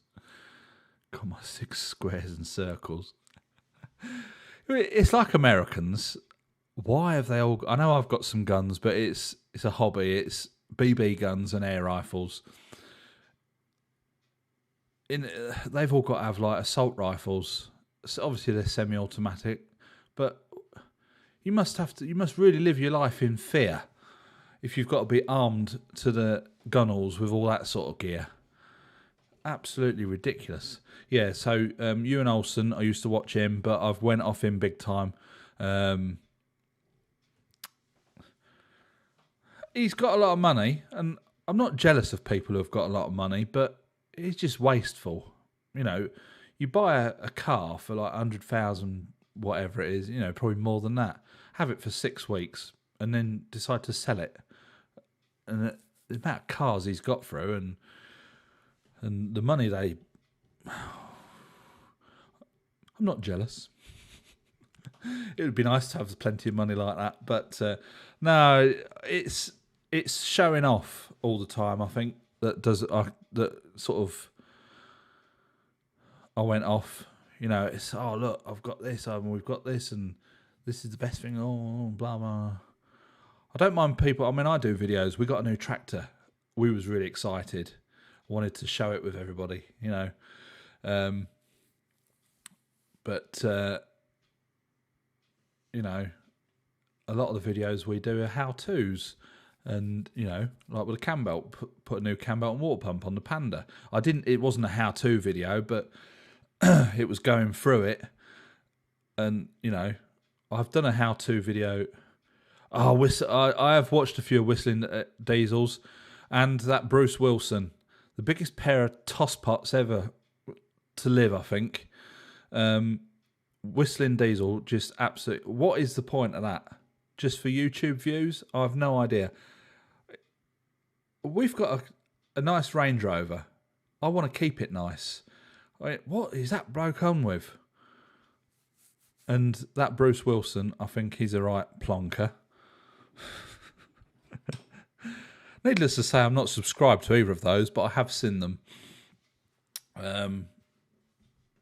Yeah.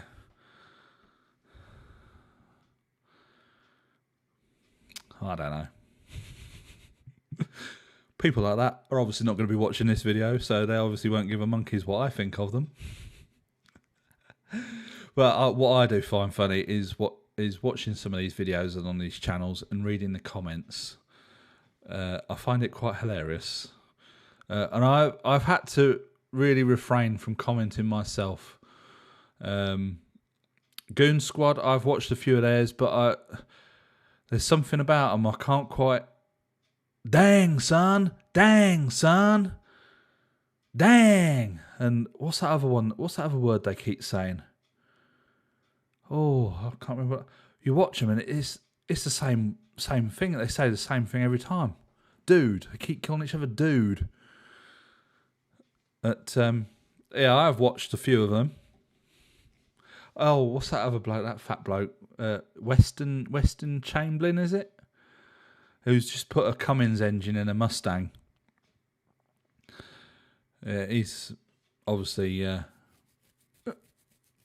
not too bad to watch. He's obviously a bit of a bodge artist.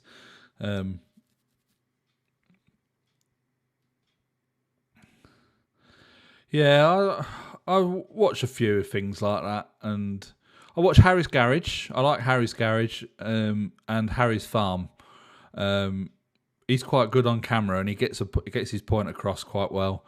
I watched the Harry's Farm because obviously it's quite interesting what he says. You know, he comes out with he like brings out the recent farming magazine, and it's got all the predicted crops and stuff, and you know what the predictions are, what's actually coming in, and crop yields and stuff. And he's like, you know, be prepared for hard times and this, that, and the other. And he's had quite a bad year, I think, with his harvest, because it's been quite a bad year for growing by the looks of it. So what with that, and over in the States with that old storm that went through, wiped out millions of, was it 1 million square miles, acres of crops it took out? Yeah, it was a lot of crops that got wiped out. Nut Job, I've watched a few Nut Job's videos. Obviously the Range Rover ones, and I watched his ones where he's doing the timing chain on that BMW. Something I wouldn't have bothered at home, but fair play to him. If it was my own car and I would have done it, but like I've done stuff on the drive at home. I've changed the clutch in the transit van, but lying on the floor doing jobs like that, it's not fun, not fun at all. I used to watch Hubnut quite a bit. I started watching him when he got the Invacar. That was quite interesting because when we lived in Kent, a place at the end of our road was called Waterdales, and I'm sure there was a couple of Invacars down there. And so obviously, growing up in the early 80s, they were all about everywhere. And so it was quite interesting to watch the Invacar, and I sort of watched a few of his videos and that. But then he went off to New Zealand, Australia, and I sort of didn't really follow them. And his channel's getting a bit bigger, I think.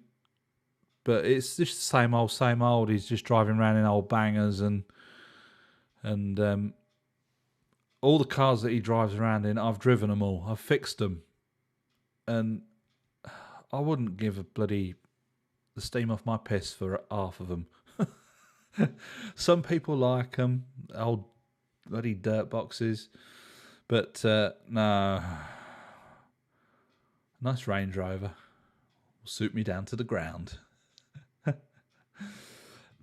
can't think of who else I watch. If I have a quick look on my iPad. Eh? Yeah, I watch a few gun videos. Let's see who my subscriptions are. Yeah, Millennial Farmer, Tom Pemberton, Hubnut, Wrangler Star, How Farms Work. I'm subscribed to the Mad Dog the Mad Dog Farm. That's a good channel to watch. I thoroughly recommend that one. Breakdown Automotive, they had a few Range Rover videos. He's commented on some of my videos. The rest of the story, which is the brother to How Farms Work, Stony Ridge. Alan Millyard. If you've not watched Alan Millyard's videos, fantastic. He makes motorbikes from out of anything, and he's made a bike with a Dodge Viper V10 engine in it. He's got the Flying Millyard, which is a 5.5 litre with two cylinders off a rotary engine, aeroplane engine. He's made a Honda SS100 twin. Loads, absolutely loads. If you've not seen Alan Millyard, check him out. You know, he's a really clever bloke. Makes it all at home in his garage on his lathe, and he's been doing it for a few years. So yeah, I watch him. Let me go through here, see who else we got on here.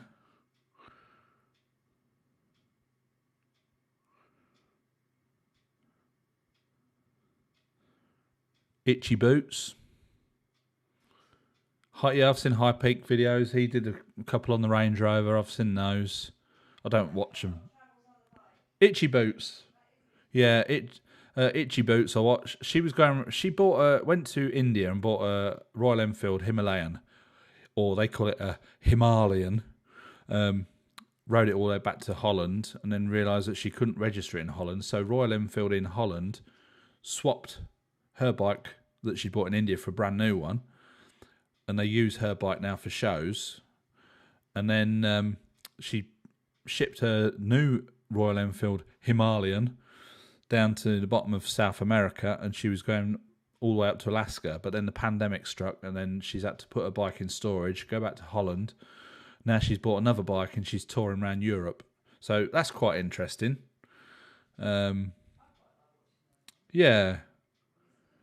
She starts every video off with, "Good morning, Internet." So yeah, that's quite a good one. I'm just trying to see who else I've got on here. No one really of any that I watch regular. $1 Million Bogan. I've watched a couple of his, and I thought, nah, can't be doing with that. Some people you just can't watch, can you? Like, some people won't agree with me because, you know, bye for now and all that crap. But yeah, sometimes you watch a video and you think, I can't watch too much of you. And I think he was one of them.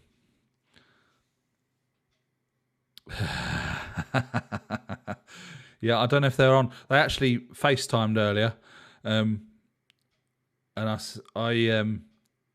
says, "Oh, you're not going on live tonight, eh?" I says, "Yeah, at 8 o'clock, 3 minutes to go."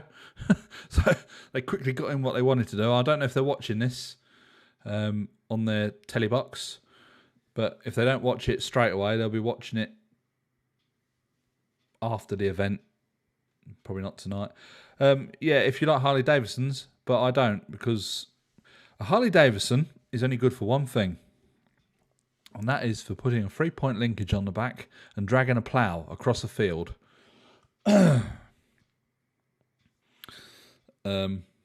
Yeah, I'm not too struck on Harley Davidsons, to be honest.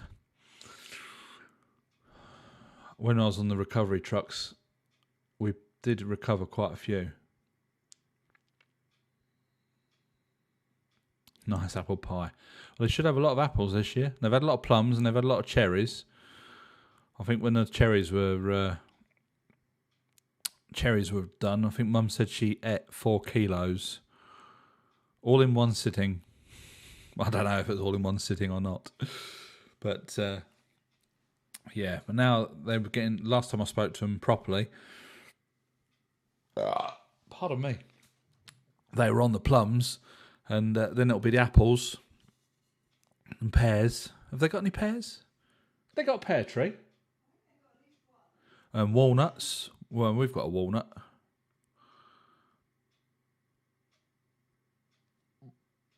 Any camper vans for sale? Let me know. As I would buy, or you can get. What sort of a camper van? Trouble is with cars and any vehicles in France are expensive. Having said that, if it's a French vehicle, it won't have any rust on it because they just don't rust in France. I mean, our TD-V8 Range Rover hasn't got any rust on it. The TD6, which is from the UK, the sills are as rotten as a pear. The Panda, yeah, the Panda's good. There's no rot. Well, there's no rot on the Panda. It's had a respray, but and in places it's not too great. And there is, I can just see a little bit. It might just want a good polish, really. What? Well, yeah, 1988.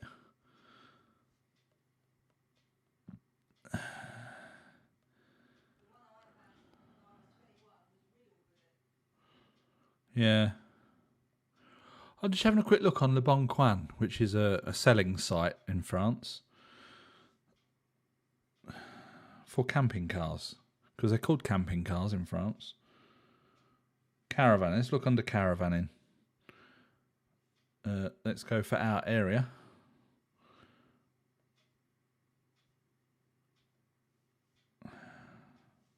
No, let's go for Haute-Vienne. 87500. All communes in Haute-Vienne.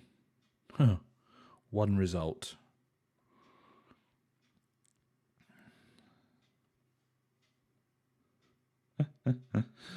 Canals, bells.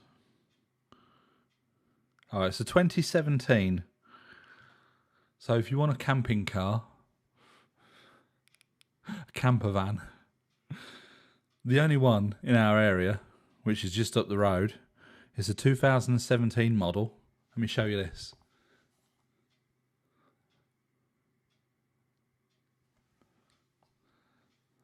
That's right, €64,500.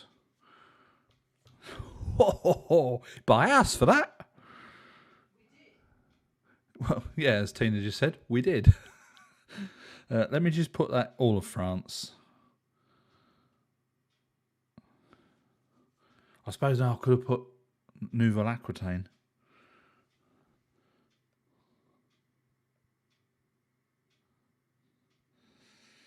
Well, they're quite a lot of money.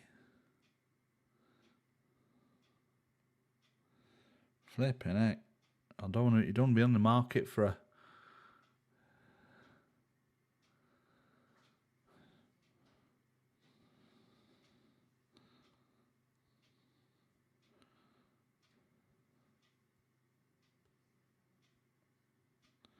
Yeah, bugger.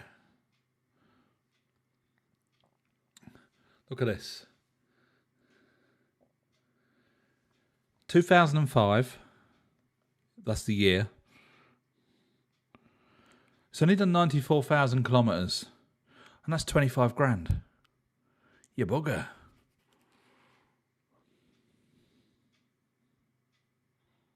That's a lot of money, isn't it? Yeah. Let's see what else I watch on YouTube.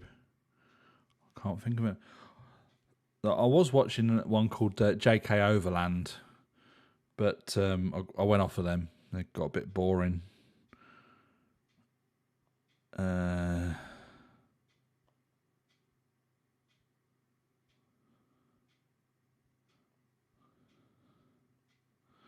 mean, I've got ones on here that I never watch.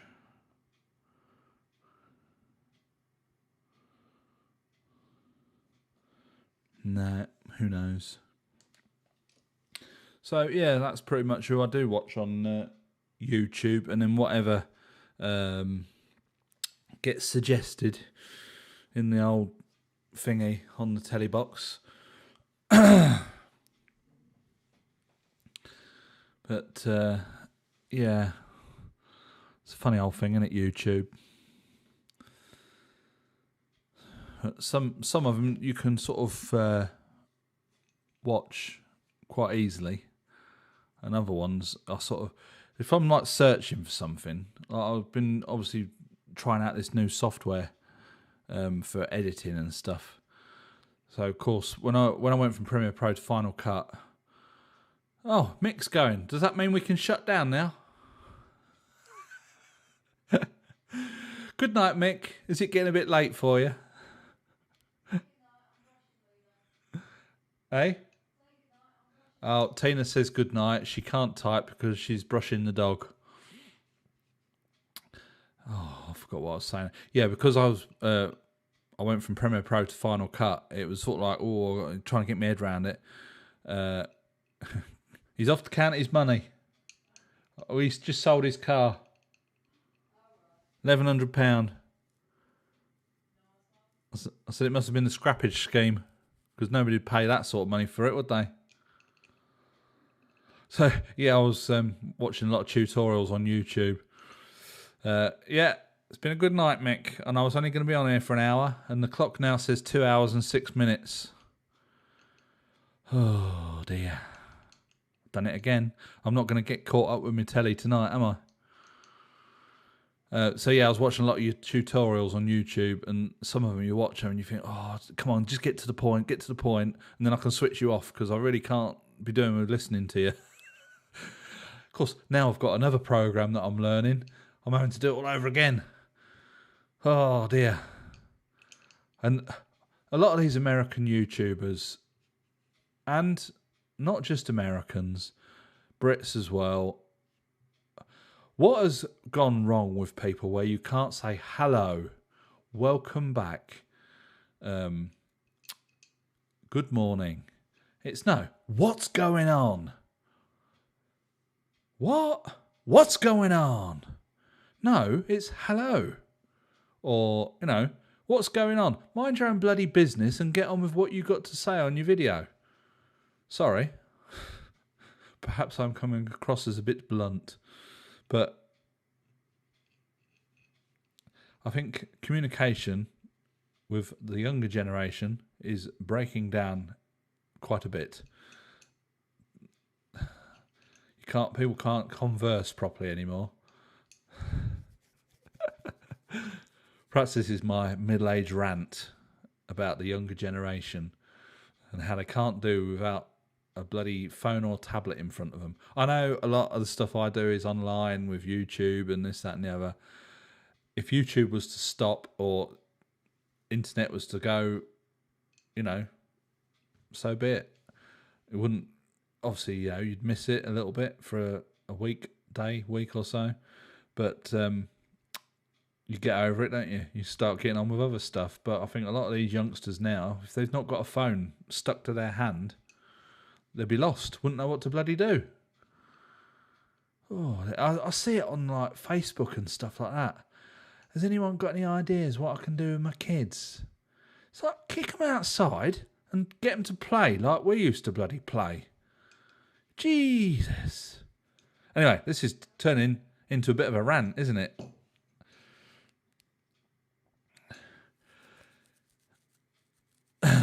Yeah, I mean, I'll keep my eyes open. They are obviously quite expensive over here. Obviously, there's probably a lot of cheaper ones.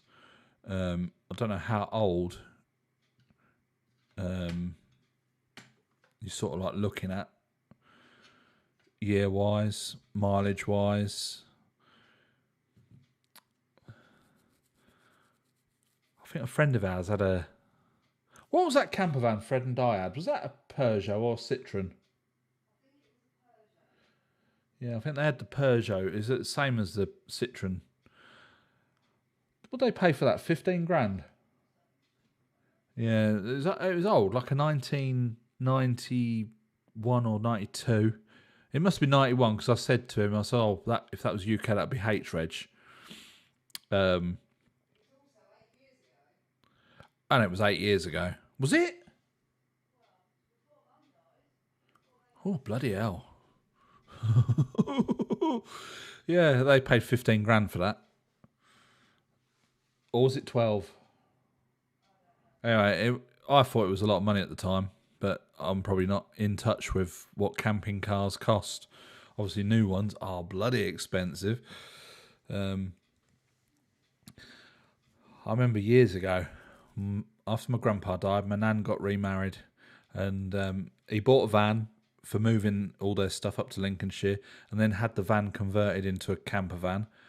Then they traded that in for a ready-built camper van, and then they traded that one in for a bigger camper van. It was based on a Ford Transit, and it was P-Reg, 1997, and at the time, that was £48,000. And it's like, Jesus Christ, that's stupid money. You could buy yourself a really, really nice car and a lot of hotels. Don't get me started on camper vans. I don't mind them. Caravans are worst. We get a lot of camper vans, not so much around here, but they do come past, because if you carry on down our road, go around the Dingley Dells a bit, you come up to a campsite, and we do get camper vans that are obviously lost driving past. And at our last house as well, there was a campsite at the end of the road, and there's always camper vans up and down. They are quite popular over here in France, but not something that's ever floated my boat. Oh, well, there you go.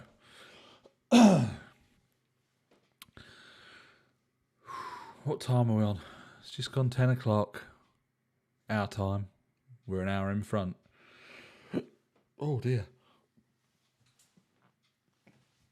I think she put extra bubbles in that cup of tea.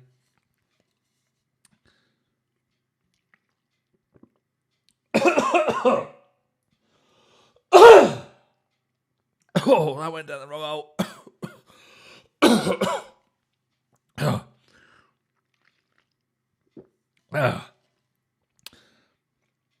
Yeah, I don't mind camping in a tent, roughing it. But I don't need to bring all my household possessions with me if I'm going camping. But having said that, France is quite well set up for camper vans with the old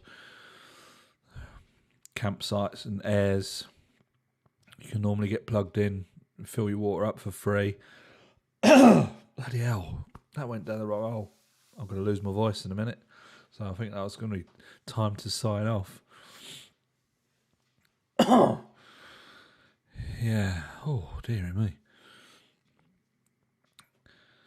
So, where did we get to?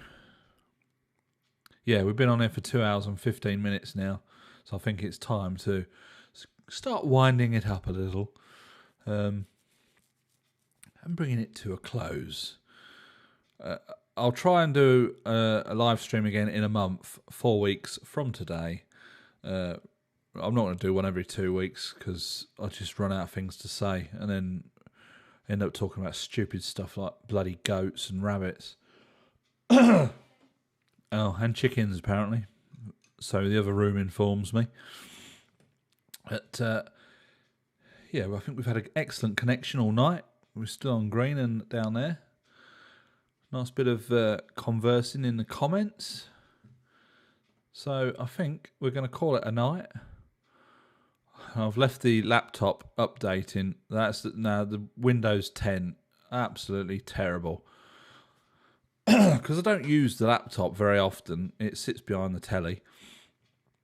When I do want to use it, I open it up and Windows updates. Yeah, I'll keep you in mind, and when I'm on the old sites and that, if anything pops up or anything locally, what